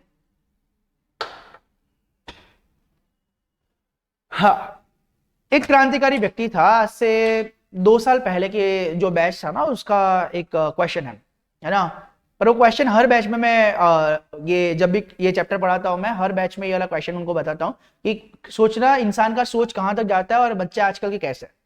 उसने बोला सर सुनो, ऐसा हुआ कि एक व्यक्ति है, उसने क्या करा, अब एक बंदी के साथ में उसका अफेयर है, वो दोनों ने सोचा कि अरे यार अपन को है ना, मतलब पढ़े लिखे व्यक्ति थे और उन्होंने सोचा ऐसा कि अपन एक काम करते हैं, लिव इन में रहते हैं, आजकल ये कॉन्सेप्ट तो बहुत लीगलाइज जैसा ही हो गया, तो लिव इन में रह रहे हैं। अब उन्होंने व्यक्ति ने लिव इन में रहते रहते 10 साल के आसपास हो गया है, बट अभी तक शादी नहीं करा उन्होंने, कोई कोर्ट मैरिज भी नहीं है, कोई अलग से उनका जो रीति रिवाज से शादी होता है वो भी कुछ नहीं करा हुआ है। 10 ईयर्स से लगातार वो क्या कर रहे हैं, वो लिव इन में ही रह रहे हैं। अभी लिव इन में रह रहे हैं तो अब 10 ईयर्स से रह रहे हैं, बस सिर्फ वो क्या बोलते हैं हस्बैंड वाइफ का रिलेशनशिप एग्जिस्ट नहीं करा था उन्होंने, क्योंकि शादी नहीं किया था। अभी उन्होंने क्या करा कि साहब एक व्यक्ति था, मतलब उन्होंने कोई प्रॉपर्टी उस व्यक्ति को ट्रांसफर करी, इस व्यक्ति ने वो जो प्रॉपर्टी है वो अपने स्पाउस को ट्रांसफर कर दी, उस स्पाउस ने उस प्रॉपर्टी से कुछ इनकम अराइव करी। समझना ध्यान से, सोचना सोच कहां तक जाती है। मान लो एक कोई एक्स पर्सन है, उस एक्स पर्सन ने जो मेल पर्सन था, जो लिव इन में रहने वाले एक मेल और फीमेल पर्सन है, उसमें से मेल पर्सन को उस व्यक्ति ने वो असेट ट्रांसफर करी। ठीक है, उस व्यक्ति ने, जो मेल पर्सन है, उसने फीमेल पर्सन को, अपनी स्पाउस तो नहीं कह सकते, पर उस फीमेल पर्सन को वो असेट ट्रांसफर करी, और उस व्यक्ति ने, जो फीमेल पर्सन है ना, उस व्यक्ति ने उसको लेट आउट कर दिया और उससे इनकम कमा रहे हैं। क्या ये इनकम उस जो मेल पर्सन है उसके हैंड में टैक्सेबल होगी? अब आपको लगेगा कि सर ये इनकम टैक्सेबल नहीं होनी चाहिए। आंसर भी सही है, सर वो टैक्सेबल नहीं होनी चाहिए। क्यों नहीं होनी चाहिए? सर इसमें हस्बैंड वाइफ का रिलेशनशिप एग्जिस्ट नहीं करता। बट इसके ऊपर एक सुप्रीम कोर्ट का जजमेंट आया हुआ है बेटा, याद रखना। अभी वैसे मैं ये सारी जो बातें कर रहा हूं वो आपके लेवल के बाहर की है, और ना आपका कोर्स इन सारी चीजों के ऊपर कई काम बात करता है, पर स्टिल जानकारी होना जरूरी है, क्योंकि हम एक प्रोफेशनल कोर्स परस्यू कर रहे हैं और हमारा नॉलेज ही हमारा पावर है बेटा। सुप्रीम कोर्ट ने इसके ऊपर एक जजमेंट दिया था। सुप्रीम कोर्ट का जजमेंट सुनना। खैर इस जजमेंट को पार्लियामेंट में रिवोक कर दिया गया है, तो इस जजमेंट का ऐसा अब कोई इंपैक्ट नहीं है, बट वो जजमेंट क्या आया था, 2017 में एक जजमेंट आया हुआ था इसके ऊपर। बोला गया कि सब हस्बैंड और वाइफ के बीच में इसेंस क्या है? क्या क्या क्या बोला मैं? हस्बैंड और वाइफ के बीच का इसेंस क्या है? उनके बीच का प्यार। सर अगर मैं आपको ऐसा बोलूं कि एक व्यक्ति है जो कि 60 फेरे तो ले लिया है, पर वो उस बंधन में नहीं जुड़ना चाह रहा और वो अपनी वाइफ को छोड़ करके चले गया, क्या अभी भी उनका रिलेशन एग्जिस्ट करता है? तो बोलता है भारतीय समाज ऐसा बोलता है कि हाँ आज भी रिलेशन एग्जिस्ट करता है, but as far as the court is concern वो बोलता है रिलेशनशिप एग्जिस्ट ही नहीं है, क्योंकि दोनों के बीच का इसेंस नहीं है। इसेंस क्या होना चाहिए? That is a love. बोला कि 10 साल तक एक व्यक्ति एक दूसरे व्यक्ति के साथ में रह रहा है, तो उसमें इसेंस जो है वो लव का है, क्योंकि लव है, प्यार है, तभी जाकर के तो साथ में रह रहे हैं, और क्योंकि वो साथ में रह रहे हैं और इसेंस भी लव का है, भले उन्होंने शादी नहीं करी, पर they are actually a kind of husband. ये मैं नहीं कह रहा हूं, ये सुप्रीम कोर्ट का जजमेंट था। खैर उसके बाद में पार्लियामेंट ने इसे रिवोक कर दिया गया था, बोला था कि ये गलत है, जब तक कि हिंदू रीति रिवाज के अनुसार या फिर वो जिस धर्म को बिलोंग करता है उस रिवाज के अनुसार उनकी शादी नहीं होती, या फिर कोर्ट में मैरिज के सर्टिफिकेट को सबमिट नहीं कराया जाता, तब तक कि वो लोग लीगली हस्बैंड वाइफ नहीं माने जा सकते, क्योंकि इस चीज का बहुत एक गलत भी यूज हो सकता था। आगे जाकर कभी मौका मिला तो बात करूंगा कि क्या मिसयूज करते हैं ये लोग। अगर ये नियम नहीं होता, जो रीति रिवाज के अनुसार शादी करना जरूरी है, या फिर आपको अगर आप रीति रिवाज के अनुसार नहीं करते तो कोर्ट में पेपर सबमिट करना जरूरी है, अगर ये ना होता तो इसके कुछ मिस यूज भी हो सकते थे। बट हाँ, कोर्ट ने ऐसा बोल दिया था कि यहां पर इनकम जो है वो टैक्सेबल होगी, क्योंकि वो आपने स्पाउस को ही ट्रांसफर करा हुआ है ऐसा माना जाएगा। पर यहां पर एक और पॉइंट आता है कि ये जो प्रॉपर्टी था वो उस व्यक्ति का बिलोंग थोड़ी ना करता था। I mean, किसी व्यक्ति ने इसको दिया था, उस व्यक्ति ने अपनी स्पाउस को दिया था। तो एक लंबी चौड़ी कहानी है, मैं आपको नाम बताऊंगा उस व्यक्ति के केस स्टडी का, अभी तो एग्जैक्टली याद नहीं आ रहा है। मैं आप लोग को जब मैं ग्रुप पे ये वीडियो शेयर कर दूंगा तब मैं आपके साथ में ये केस स्टडी का भी प्रिंट आउट शेयर कर दूंगा, इसका क्या जजमेंट आया था, एक बार पढ़िएगा अपने नॉलेज के लिए। एनीवेज चलिए, तो सब अगर बिफोर मैरिज हम ट्रांसफर करते हैं तो ये out of the scope of clubbing है। चलो नेक्स्ट अपना पॉइंट नंबर 3 आता है बेटा, 3 आता है point number 3। Sir point number 3 क्या था? बताओ ना, पॉइंट नंबर 3 क्या था? सर असेट जो है वो स्पाउस को मिलना चाहिए या फिर यहाँ पर सन की वाइफ को मिलना चाहिए। क्या अब स्पाउस से कोई मतलब है आपको? I mean, कोई दिक्कत है आपको? स्पाउस का मतलब अगर हस्बैंड है तो उसकी जो बेटर हाफ होगी वो उसकी स्पाउस है, अगर वो वाइफ है तो उसका बेटर हाफ हस्बैंड वो उसका स्पाउस है, और सन की वाइफ आपको क्लियर ही है। तो ये थर्ड वाला पॉइंट एसेट कोई मतलब का नहीं अपने को। हाँ, चौथे पॉइंट के ऊपर बात कर सकते हैं अपन। लिखना, असेट जो ट्रांसफर होगी, लिखिए, असेट दोनों तरीके से ट्रांसफर हो सकती है।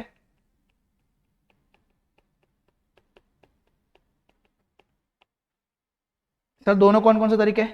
सर डायरेक्ट भी हो सकती है, इनडायरेक्ट। सर डायरेक्ट का मतलब बताओ ना, डायरेक्ट का मतलब बताओ ना।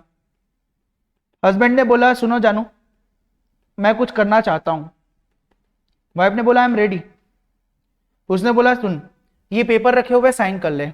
वाइफ ने बोला क्यों डिवोर्स दे रहे हो? बोला नहीं नहीं मैं डिवोर्स नहीं दे रहा हूं, मेरी एक प्रॉपर्टी है, मैं तुझे out of the nature love and affection तुझे ट्रांसफर करता हूं।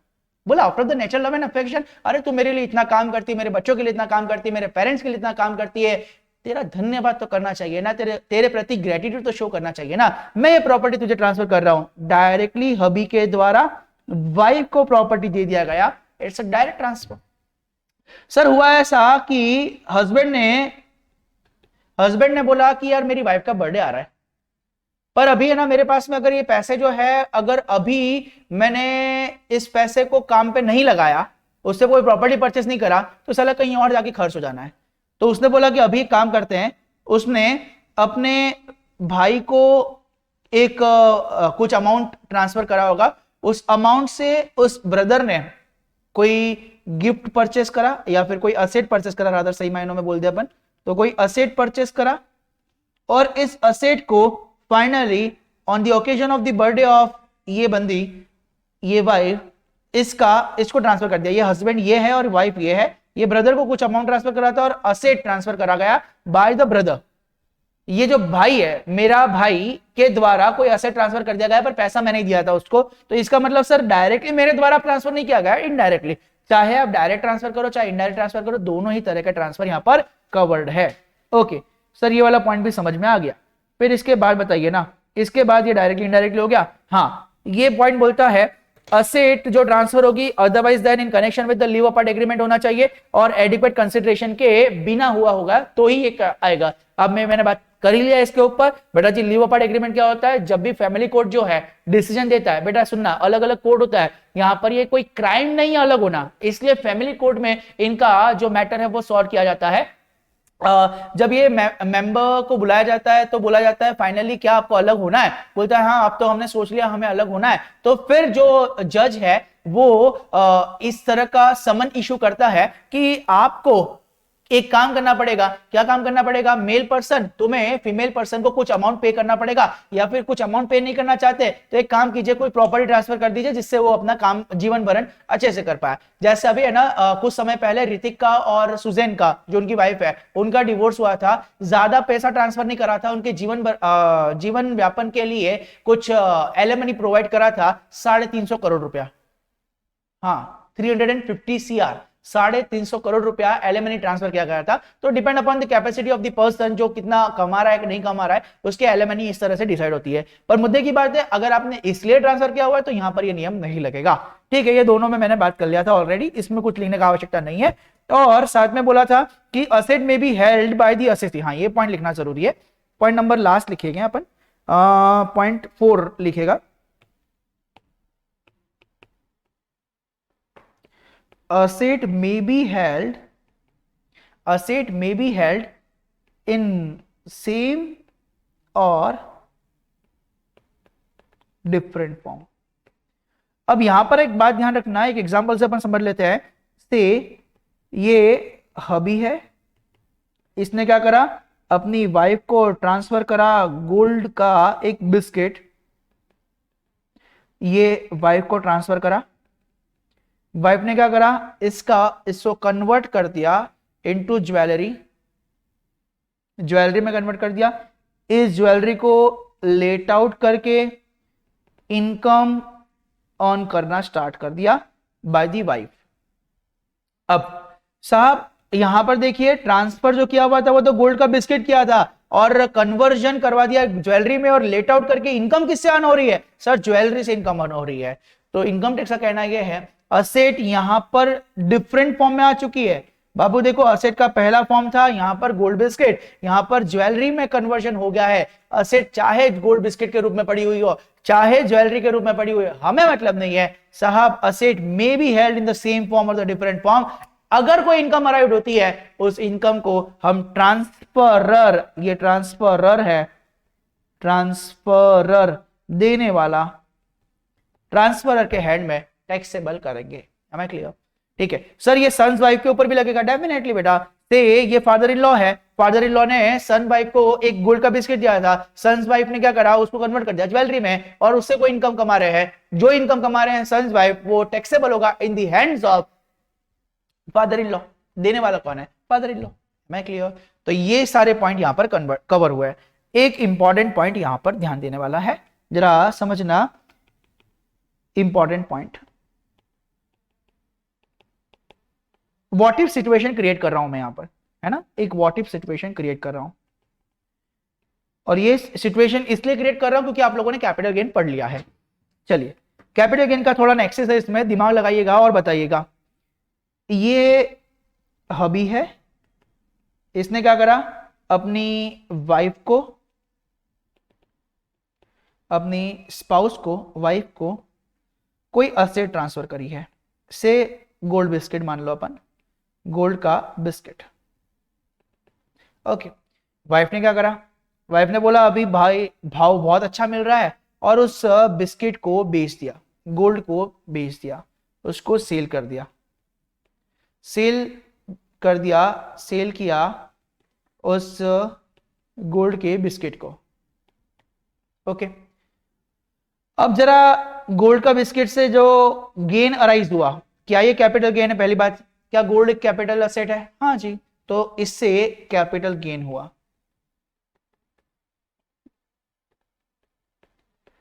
अब मुद्दा यह आता है, कैपिटल गेन किसके हैंड में टैक्सेबल होगा?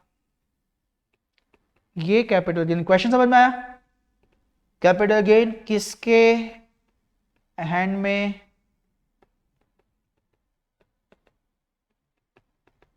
टैक्सेबल होगा? ये कैपिटल गेन किसके हैंड में टैक्सेबल होगा?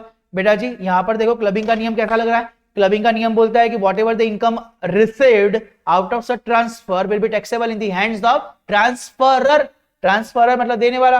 अब अगर साहब आपने बेच दिया और वहां से कोई गेन आया, तो भी साहब ट्रांसफरर के हाथ में टैक्सेबल होना चाहिए ना, क्योंकि यहां पर क्लबिंग का प्रोविजन अट्रैक्ट हो रहा है। तो साहब ये कैपिटल गेन किसके हाथ में टैक्सेबल होगा? ट्रांसफरर, दैट इज हस्बैंड के हाथ में टैक्सेबल होगा, हबी के हाथ में टैक्सेबल। सर ये सन्स वाइफ पे भी लगेगा? As it is. चलो यहां पर ये हबी की जगह एक काम करो, यहां पर आप लोग लिख लीजिए से ये फादर इन लॉ है, हबी है या फिर फादर इन लॉ है। उसने क्या करा, वाइफ की जगह सन्स वाइफ को ट्रांसफर करा। उसने सन्स वाइफ ने क्या करा, सेल कर दिया गोल्ड का बिस्किट, कैपिटल गेन हुआ, तो ट्रांसफर के हाथ में, that is father in law. As it is नियम है बेटा, इसलिए तो दोनों चीजें एक साथ पढ़ रहे अपन। फादर इन लॉ के हाथ में टैक्सेबल। ओके डन बेटा। चलिए तो यहां पर अपना कवर होता है पूरा discussion about clause number 4, clause number 6। अब clause number 7, 8 back to back चिपक करके वो भी अपन करते हैं एज इट इज। जैसा बात अपन ने इसमें किया हुआ है, एज इट इज बात हम लोग इसमें भी करने वाले हैं।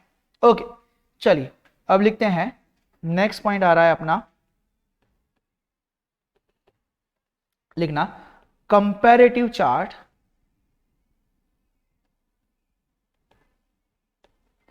कौन से क्लॉजेस के लिए? सब 2 क्लॉजेस अपन बात करेंगे यहां पर।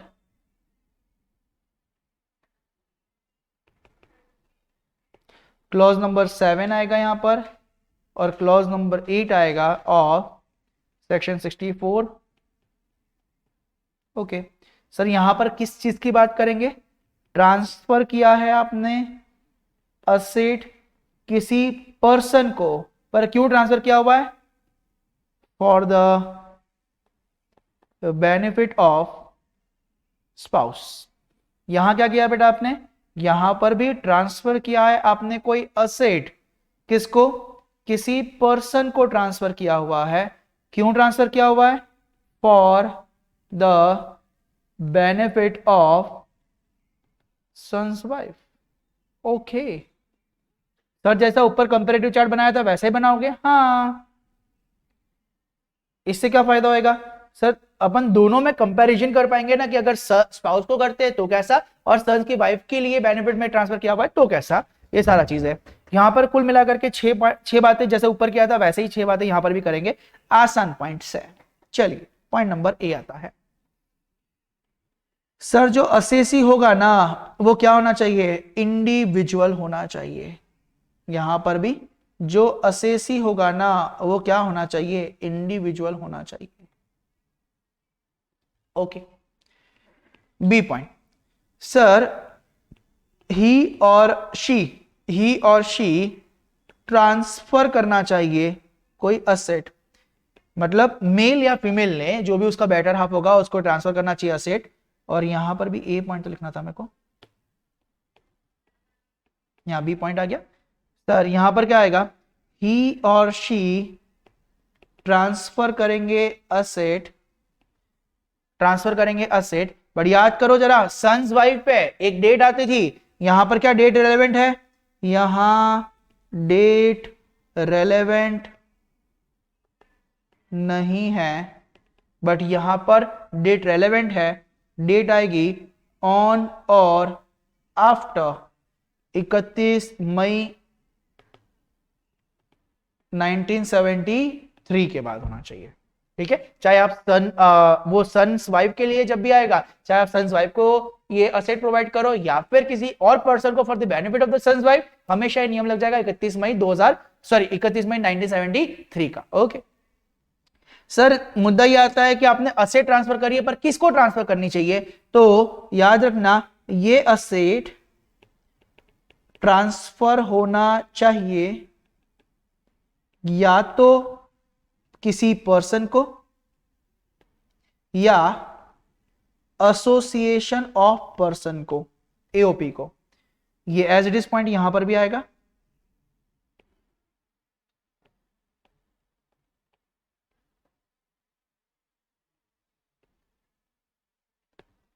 हाँ, ये सी वाला पॉइंट यहां पर भी लिखते हैं। ये असेट ट्रांसफर होना चाहिए, चाहे किसी पर्सन को ट्रांसफर करो, चाहे किसी एसोसिएशन ऑफ पर्सन को ट्रांसफर करो। ये पॉइंट यहां पर कवर हुआ।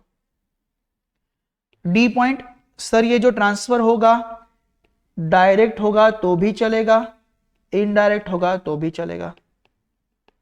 सेम पॉइंट यहां पर भी कवर करेंगे अपन। ये जो ट्रांसफर है डायरेक्ट होगा तो भी चल जाएगा, और बाबू इनडायरेक्ट होगा तो भी चल जाएगा। यहां पर कुछ कुछ बातें हैं जिसको हाईलाइट करना चाहूंगा मैं। यहां याद रखना, किसी पर्सन या फिर किसी एसोसिएशन ऑफ पर्सन को ट्रांसफर करना चाहिए। पर्सन और एसोसिएशन ऑफ पर्सन पे कर देना। डायरेक्ट इनडायरेक्ट, डायरेक्ट इनडायरेक्ट पे हाईलाइट कर लीजिएगा। यहां पर 31 मई 1973 पे हाईलाइट कर लीजिएगा, और इंडिविजुअल के द्वारा होना जरूरी है, इतना ध्यान रख लीजिएगा। ओके, डी पॉइंट तक का तो कहानी क्लियर है। आसान है सर, बहुत। भगवान श्री कृष्ण का प्रसाद है, बिना मथुरा वृंदावन जाए हुए बेटा। ई पॉइंट क्या बोलता है, सर ये जो ट्रांसफर होना चाहिए ना, ये क्यों होना चाहिए सर, ये क्यों कर रहे हैं अपन, for the benefit of a spouse, और उधर तरफ for the benefit of the son's wife. फिर से सर ये ट्रांसफर क्यों होना चाहिए, सर ये सन की जो स्पाउस है उसके बेनिफिट के लिए या फिर सन की वाइफ के बेनिफिट के लिए होना चाहिए। सर बेनिफिट कब मिलेगा, इमीडिएट बेनिफिट के बारे में बात कर रहे हो या डेफर्ड, मतलब बाद में, समय अंतराल के बाद में बेनिफिट मिलना चाहिए, किसके बारे में बात कर रहे हो। इट मे बी इमीडिएट और इट मे बी डेफर्ड। हमें इससे मतलब नहीं कि बेनिफिट कब मिलेगा, ये मतलब है क्या बेनिफिट के लिए ट्रांसफर किया हुआ है, बेनिफिट कब हो रहा है उससे मतलब नहीं है, बेनिफिट के लिए ट्रांसफर किया हुआ है ये मतलब का है। ओके, तो transfer for immediate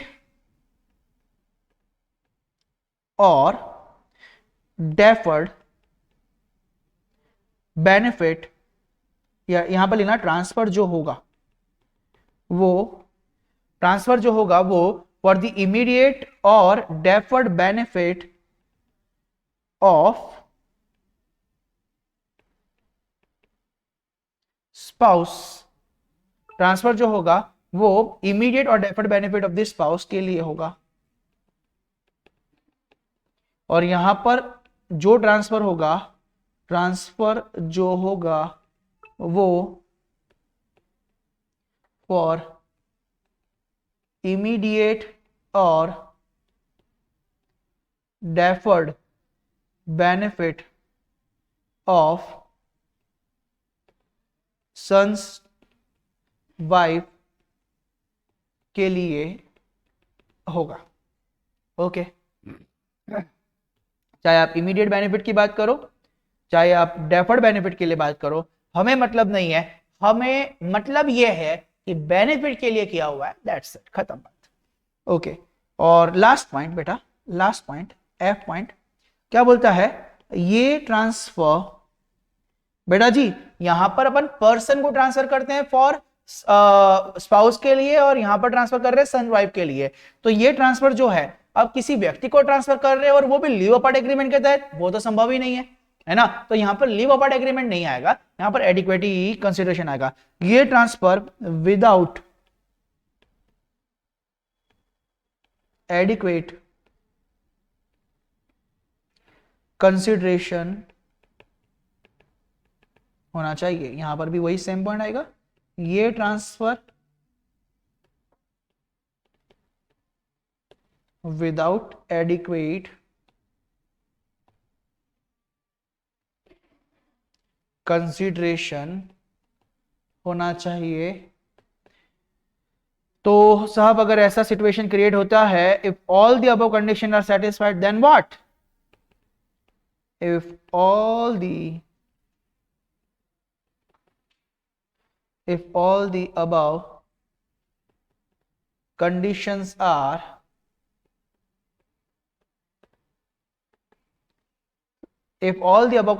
satisfied, then income from such asset is taxable। किसके हैंड में? In the hands of transferor, देने वाला। जो देने वाला होगा पर्सन, जो ट्रांसफर कर रहा है, उसके हाथ में अपन टैक्सेबल कर देंगे। That's it. ओके सर, क्या यहां पर कोई पॉइंट लिखने की जरूरत है क्या? देखो अपन एक बार कंपैरिजन कर देते हैं। क्या इंडिविजुअल के बारे में मैंने आपको बताया, मेल और फीमेल होना चाहिए, कोई भी व्यक्ति ट्रांसफर कर सकता है। ओके, मतलब इसके अलावा कोई और असेट यहां पर नहीं आएगा, ठीक है। दूसरा, सर ये यहां पर जो ट्रांसफर किया हुआ है वो असेट ट्रांसफर किया होना चाहिए। और याद रखना, अगर स्पाउस को ट्रांसफर कर रहे हैं तो सेक्शन नंबर 27 लगेगा। कम ऑन गाइस, अगर मैं स्पाउस को ट्रांसफर कर रहा हूं तो सेक्शन 27, मैंने किसी व्यक्ति को ट्रांसफर किया हुआ है for the benefit of the spouse, section 27 doesn't attract. आया समझ? ओके, तो इसलिए मैंने सेक्शन नंबर 27 की बात नहीं करी, इसलिए मैंने हाउस प्रॉपर्टी की बात नहीं करी यहां पर। और वहां पर तो वैसे भी हाउस प्रॉपर्टी की बात नहीं होगी, पर क्योंकि अपन सन की वाइफ को ट्रांसफर कर रहे हैं तो डेट याद रखना 31 मई 1973 के बाद में होना चाहिए। इसके बाद में सर ये ट्रांसफर किसको कर रहे हैं? अपन ने बोला था ना कि किसी पर्सन को कर रहे हैं, या तो आप पर्सन को कीजिए या फिर एसोसिएशन ऑफ पर्सन को कीजिए। एक पॉइंट नया आ गया यहां पर, ठीक है, चलेगा, कोई बात नहीं है। ट्रांसफर डायरेक्टली या इनडायरेक्टली होना चाहिए, वो अपन ने ऑलरेडी पढ़ लिया। ट्रांसफर अभी के बेनिफिट के लिए या बाद के बेनिफिट के लिए, हमें उससे मतलब नहीं है, हमें यह मतलब होना चाहिए कि क्या बेनिफिट के लिए है। हाँ, बेनिफिट के लिए है तो ये रूल लगेगा। और दूसरा, ये ट्रांसफर का ये जो ट्रांसफर हुआ है ये बिना पर्याप्त प्रतिफल के, that is without adequate consideration के होना चाहिए। अर्थात 50 लाख का प्रॉपर्टी है और आपने बिना किसी पैसे के या 10-20 हजार रुपए लेकर के आपने उसको पूरा प्रॉपर्टी दे दिया है। इसका मतलब साहब आप सिर्फ और सिर्फ टैक्स का एविएशन करना चाह रहे थे। आपका इंटेंशन यह था कि सामने वाला जो व्यक्ति है वो क्या करे, उस बेसिक एग्जम्पशन लिमिट का फायदा उठा ले, इसलिए आपने ये काम किया हुआ है, ऐसा सरकार मानती है। और ये मानते हुए whatever the income has been received out of such property will be clubbed in the hands of a transferer, ये नियम बनाई है। Am I clear? तो यहां पर 4 पॉइंट अपन ने पढ़ लिया बेटा, क्लॉज नंबर 4, 6, 7, 8। आया समझ में? कंपैरिजन करते समझ में आ गया ना? 2-3 बार इसको पढ़ लोगे ना तो दिमाग में खट बैठ जाएगा ही। चलिए बाबू आगे और पढ़ाई कर लेते हैं अपन आज। लिखेगा सर क्या लिखना है अब क्या लिखोगे? अब क्या लिखोगे सर? एक काम करते हैं ना, 64(1)(a) माइनर चाइल्ड पढ़ा दो ना। ओके, माइनर्स को पढ़ते हैं अपन आज। लिखेगा सेक्शन नंबर 64(1)(a), सेक्शन 64(1) है। लिखना, नाम है इसका, when an individual is assessable in respect of income of his minor child। अर्थात माइनर चाइल्ड के द्वारा कमाई गई इनकम को पेरेंट्स की इनकम में क्लब करना। माइनर चाइल्ड के द्वारा कमाई गई इनकम को पेरेंट्स की इनकम में क्लब करना, इस नियम को सेक्शन 64(1)(a) के द्वारा बनाया जाए। बात करते हैं इसमें क्या है। चलो सर ये क्या कहता है, क्लबिंग किसके हाथ में किया जाए? पहला प्रश्न, प्रश्न क्रमांक नंबर 1, माइनर चाइल्ड की इनकम किसके हैंड्स में क्लब की जाए। सर ऐसा है कि बेटा जो है, माइनर चाइल्ड जो है, वो पापा से बहुत डरता है और मम्मी से बहुत प्यार करता है, किसके हाथ में टैक्सेबल करे? ए भाई, यहां पर प्यार व्यार के हिसाब से काम ना चलेगा। यहां पर नियम क्या बनाया, सुनना ध्यान से। मम्मी और पापा जी माइनर चाइल्ड के यहां पर खड़े हो जाइए। ओके, ये फादर ऑफ माइनर चाइल्ड है, ये मदर ऑफ माइनर चाइल्ड है। इन दोनों से कुछ बारी बारी प्रश्न पूछेंगे। इनसे बोलेंगे तुम्हारी इनकम बताओ, तुम्हारी इनकम कि तुम्हारी इनकम बताओ, तुम्हारी इनकम बताओ इस माइनर चाइल्ड की इनकम को जोड़ने से पहले, इस माइनर चाइल्ड की इनकम को जोड़ने से पहले। और दूसरा उन्होंने बोला यहां पर भी सेम टू सेम बात करूंगा बेटा, यहां पर भी as it is same to same बात करूंगा। क्या?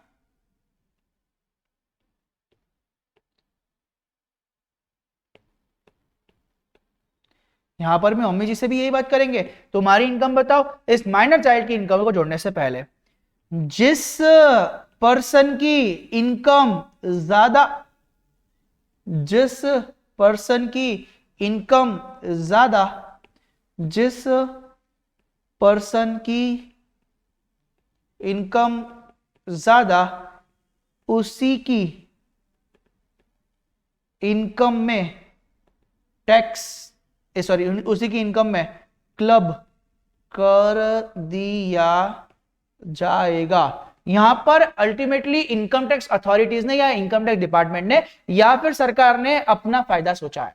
बोला कि माइनर से भी काम करवाते हो साला तुम, हैं? तुम्हारे को बहुत ज्यादा पैसे की लगी हुई है, चलो एक काम करते हैं, आप दोनों की इनकम में से जिसकी इनकम ज्यादा होगी, माइनर के द्वारा कमाया गया पैसा आपकी उसकी इनकम में जोड़ दिया जाएगा जो कि ज्यादा पैसा कमाता है। सर इससे क्या होगा, उस व्यक्ति का स्लैब और बढ़ गया यार, और स्लैब बढ़ जाएगा तो टैक्स और ज्यादा आएगा सरकार के पास में। तो साहब सरकार जो है वो ये कहना चाहती है, सिंपल सा संदेश देना चाहती है कि माइनर से काम मत कराओ साहब, माइनर की उम्र जो है वो खेलने कूदने की है, पढ़ाई करने की है, मस्ती मौजी करने की है। आप क्या पैसा कमाने का ये काम करवा रहे, इससे मत करवाइए। पर फिर भी चूल है आपको, फिर भी काम करवाना है उससे, जिसकी इनकम ज्यादा होगी उसकी इनकम में हम क्लब कर देंगे।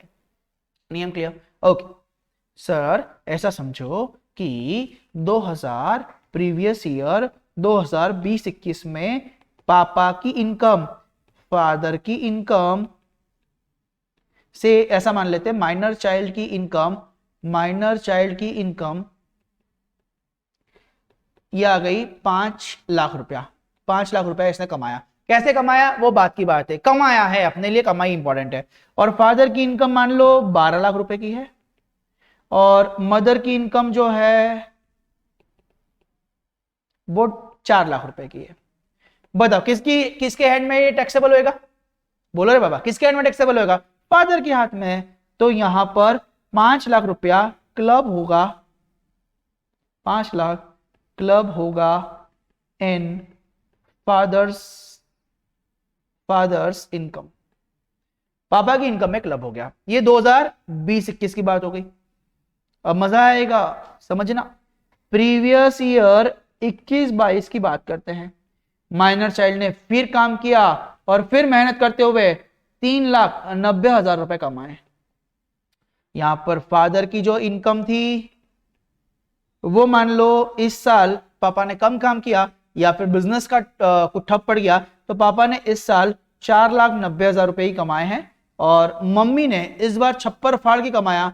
मॉम की इनकम जो है वो इनकम है 9 लाख रुपए की। बताओ किसके हैंड में टैक्सेबल होगा? किसके हैंड में टैक्सेबल होगा? मम्मी के हाथ में? गलत। एक बार माइनर चाइल्ड की इनकम जिसके हाथ में टैक्सेबल होना लग जाए, एक बार माइनर चाइल्ड की इनकम जिसके हाथ में टैक्सेबल होने लग जाए, हर साल ये नाटक नौटंकी नहीं खेलते रहने का कि पापा की इनकम ज्यादा कि मम्मी की इनकम ज्यादा, पापा की इनकम ज्यादा कि मम्मी की इनकम ज्यादा। ये पहली बार में होगा जब माइनर चाइल्ड ने पैसा लेकर के आया होगा, पैसा कमाया होगा। जब पैसा कमाया पहली बार में, जिसकी इनकम ज्यादा उसके हेड में टैक्स क्लब कर दीजिए। उसके बाद में आपको देखने का जरूरत नहीं है एक बार जिसका प्रोसेस स्टार्ट हो गया, जिसके इसकी इनकम में जुड़ रहा है, वो ही इस माइनर चाइल्ड की इनकम को हर बार जोड़ते रहेगा, इर्रिस्पेक्टिव कि अगले वाले साल में या आने वाले सालों में उसकी इनकम भले ही कम हो दूसरे वाले व्यक्ति के से। ठीक है, तो साहब यहां पर पापा की इनकम में ही जुड़ेगा, लिखना माइनर चाइल्ड की इनकम, माइनर चाइल्ड की इनकम फादर की इनकम में ही क्लब होगी, माइनर चाइल्ड की इनकम फादर की इनकम में ही क्लब होगी, irrespective of the fact that mother's income is high in subsequent year. ठीक है, बट इसका एक्सेप्शन है, इट हैज एन एक्सेप्शन।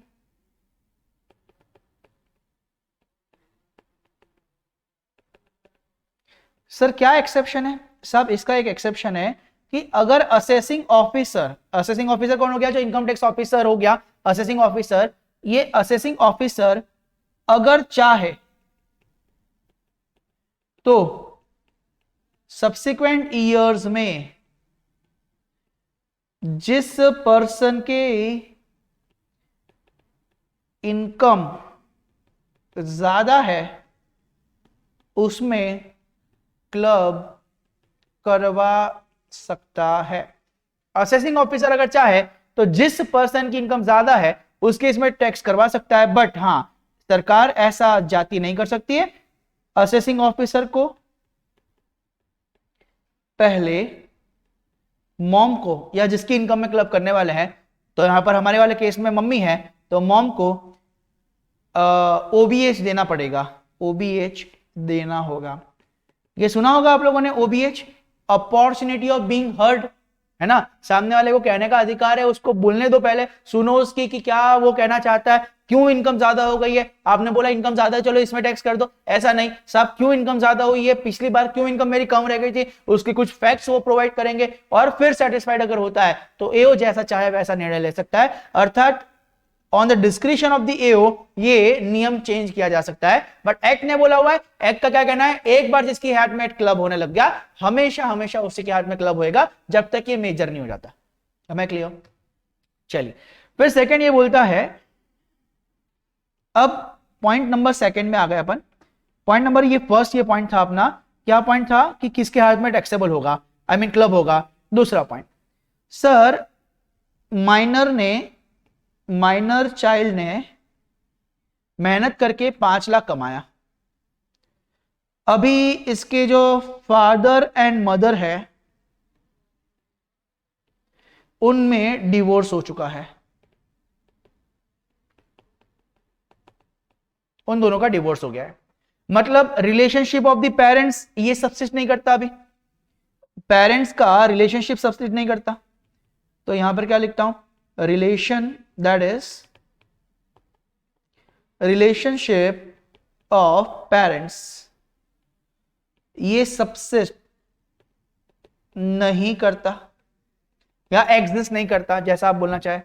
तो अब फिर क्या होएगा, अब किसके हाथ में टैक्सेबल कर है? क्या यहां पर भी फिर भी देखा जाएगा कि फादर की इनकम कितनी है, मदर की इनकम कितनी है? बोलता नहीं, यहां पर नियम क्या होगा, यहां के लिए रूल क्या होगा, यहां के लिए रूल ऐसा हो जाएगा कि आप माइनर चाइल्ड से पूछो,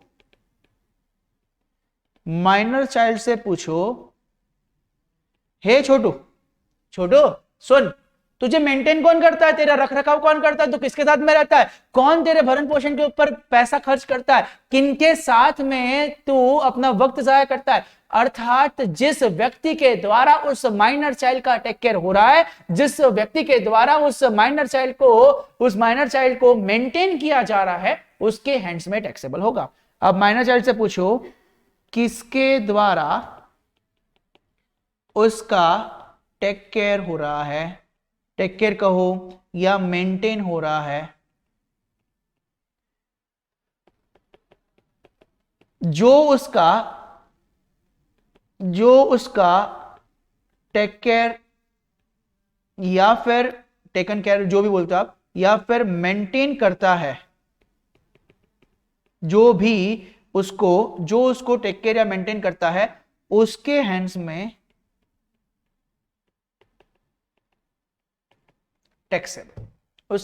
टैक्सेबल हो जाएगा। ओके, पॉइंट नंबर 3 पे आते हैं। आसान आसान पॉइंट है बेटा, एक बार पढ़ लिया ना तो भी काम हो जाएगा, और ऑब्जेक्टिव में यही करना है अपन को। जितना स्टफ है, जो मैंने नोट्स बनवाया हुआ है, इतना इतना भी पढ़ लिया ना, काम हो जाना है अपन ना, पर पढ़ते रहना है बेटा, है ना। चलो, तीसरा पॉइंट, माइनर चाइल्ड है, उसने 5 लाख रुपया कमाया, उसके फादर, उसकी मदर, ये दोनों जीवित नहीं है, नॉट लाइव, ये भी मर चुके हैं, ये भी मर चुके हैं। और ये माइनर चाइल्ड जो है, इनको मेंटेन कौन करता है? मेंटेन करता है ग्रैंडपा, इनके ग्रैंड पेरेंट्स है वो मेंटेन करते हैं। दोनों ही parents are not alive, both the parents are not alive. तो यहां पर मैं एक ऐसा बना करके लिखना चाहूंगा, ये ऐसा बना दीजिए, यहां लिखिए both the parents are not alive.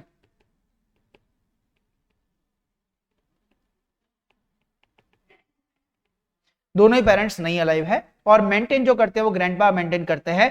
तो क्या इसकी इनकम को ग्रैंडपा की इनकम में क्लब कर दिया जाए? Answer is no. इसकी इनकम को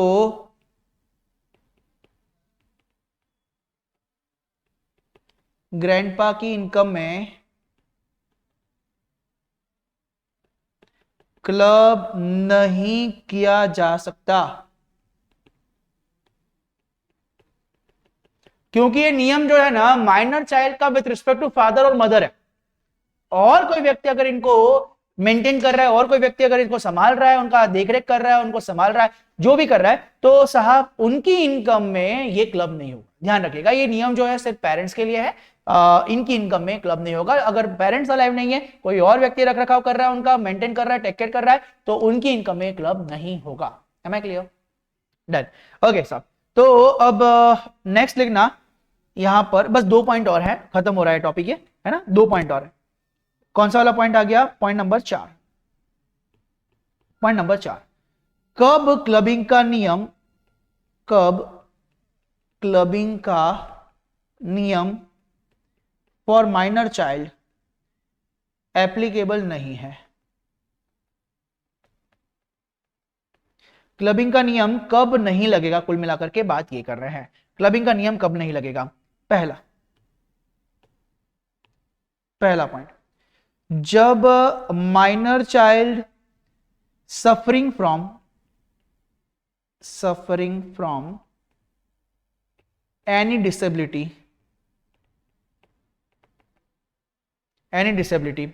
और जो कि स्पेसिफाइड होना चाहिए अंडर सेक्शन 80U में, 80U में उसको स्पेसिफाई किए गए कोई भी डिसीजेज है। 80U एक सेक्शन आएगा, अपन 80s के डिरेक्शन में पढ़ेंगे। अगर उस सेक्शन में दिए गए कोई भी डिसीज है, अगर उससे वो डिसेबल्ड है ना, suffering from the disability which are mentioned in this section 80U, तो फिर उसकी इनकम का क्लब करने वाला प्रोविजन नहीं लगेगा। दूसरा पॉइंट है, अगर माइनर चाइल्ड कोई मैन्युअल वर्क करके पैसा कमाता है,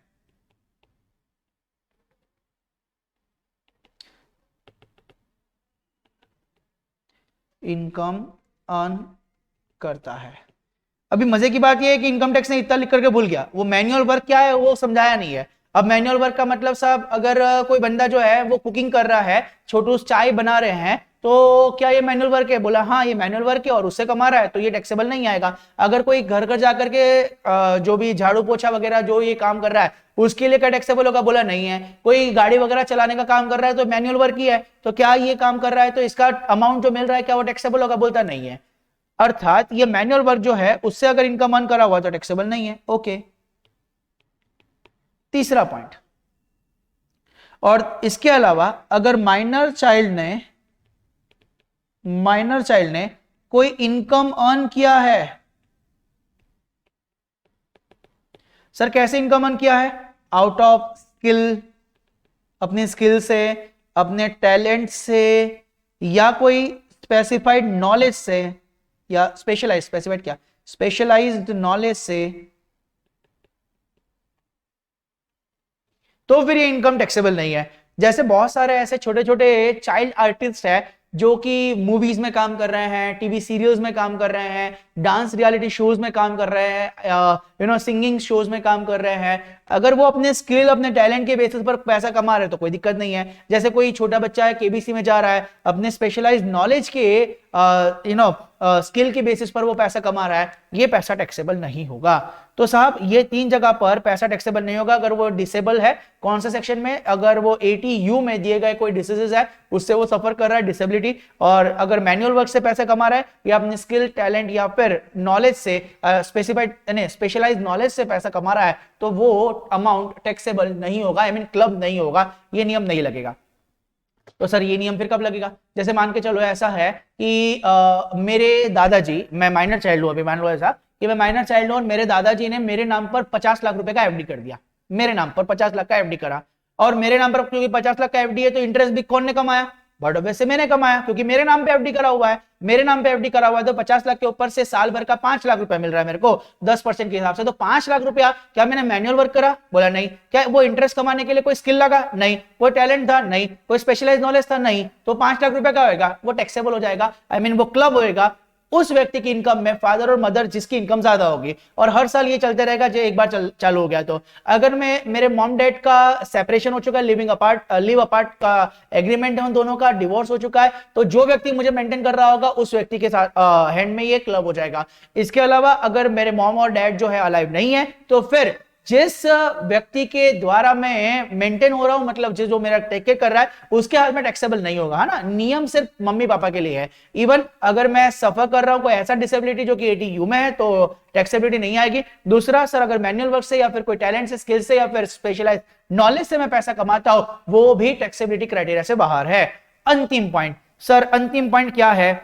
अंतिम point, last point, point number कौन सा आ गया? Point number 5। Point number 5 sir क्या पॉइंट है? एग्जम्पशन आपको दिया जाएगा अंडर सेक्शन 1032, 1032 का इसको एग्जम्पशन दिया जाएगा। सर एग्जम्पशन कहता है जैसे कि मान लो माइनर चाइल्ड ने कुछ इनकम कमाई, ठीक है, वो इनकम मान लो सर फादर या मदर जिसकी इनकम ज्यादा है उसमें क्लब करी। अब ये तो नाइंसाफी है ना साहब, मेरी इनकम थी नहीं और मेरा स्लेव पॉकेट में बढ़ा दिया। सरकार ने बोला हम ये जो काम किया हुआ है उसके प्रति हम आपसे क्षमा चाहते हैं। अब बोला क्षमा मत मांगो सर, ये थोड़ा सा स्लेब कम करो मेरा। बोलता अच्छा स्लेब कम करना है, हम आपको एग्जम्पशन देते हैं पूरे 1500 रुपए की। सर ये 1 महीने की ना, पूरे साल भर की। अगर वो इनकम क्लब हो रही है तो साल में एक बार ही क्लब होगी ना, तो एक बार में जो क्लब हो रही है 1500 रुपए का एग्जम्पशन ले लीजिएगा। तो 1500 रुपीज का एग्जम्पशन होगा जिसके इनकम में क्लब हुआ है उसके हाथ में। जैसे फादर के इसमें क्लब हुआ है, फादर को 1500 रुपए का एक व्यक्ति के ऊपर। सर अगर माइनर चाइल्ड जो है वो 5 है तो, और 5 ही लोग कमा रहे हैं तो हर बच्चे के ऊपर 1500 रुपए मिलेगा, है ना। जितने माइनर चाइल्ड की इनकम मेरे इसमें क्लब हो रही है हर व्यक्ति के प्रति आएगा। तो 1500 इसको ऐसा लिखेंगे 1500 rupees in respect of each minor child, पर जो कमाता है ना। माइनर चाइल्ड मान लो 10 है मेरे और उसमें से 2 ही लोग कमा रहे हैं, तो ऐसा नहीं हो लूंगा कि 1500 मल्टीप्लाई बाय 10 कर दो, है ना। जो 2 व्यक्ति की इनकम मेरे इसमें क्लब हो रही है तो 2 व्यक्ति के प्रति मेरा 1500 3000 रुपए का एग्जम्पशन होगा, ठीक है। तो ये यहां पर अपना टॉपिक खत्म हुआ। कौन सा वाला? ये खत्म हुआ 64(1)(a). अब एक छोटा सा टॉपिक बच रहा है अपना, कौन सा? 64(1) क्लॉज 2 ये अपना बच रहा है रेम्युनरेशन वाला, जो अपन कल करेंगे। और कल ही एक नया चैप्टर अपन स्टार्ट कर देंगे जिसका नाम है set of carry forward. Okay चलिए, तो आज का एपिसोड यहीं पर खत्म करते हैं। मुलाकात करेंगे अपन कल। ध्यान रखिएगा अपना। Bye bye, take care guys.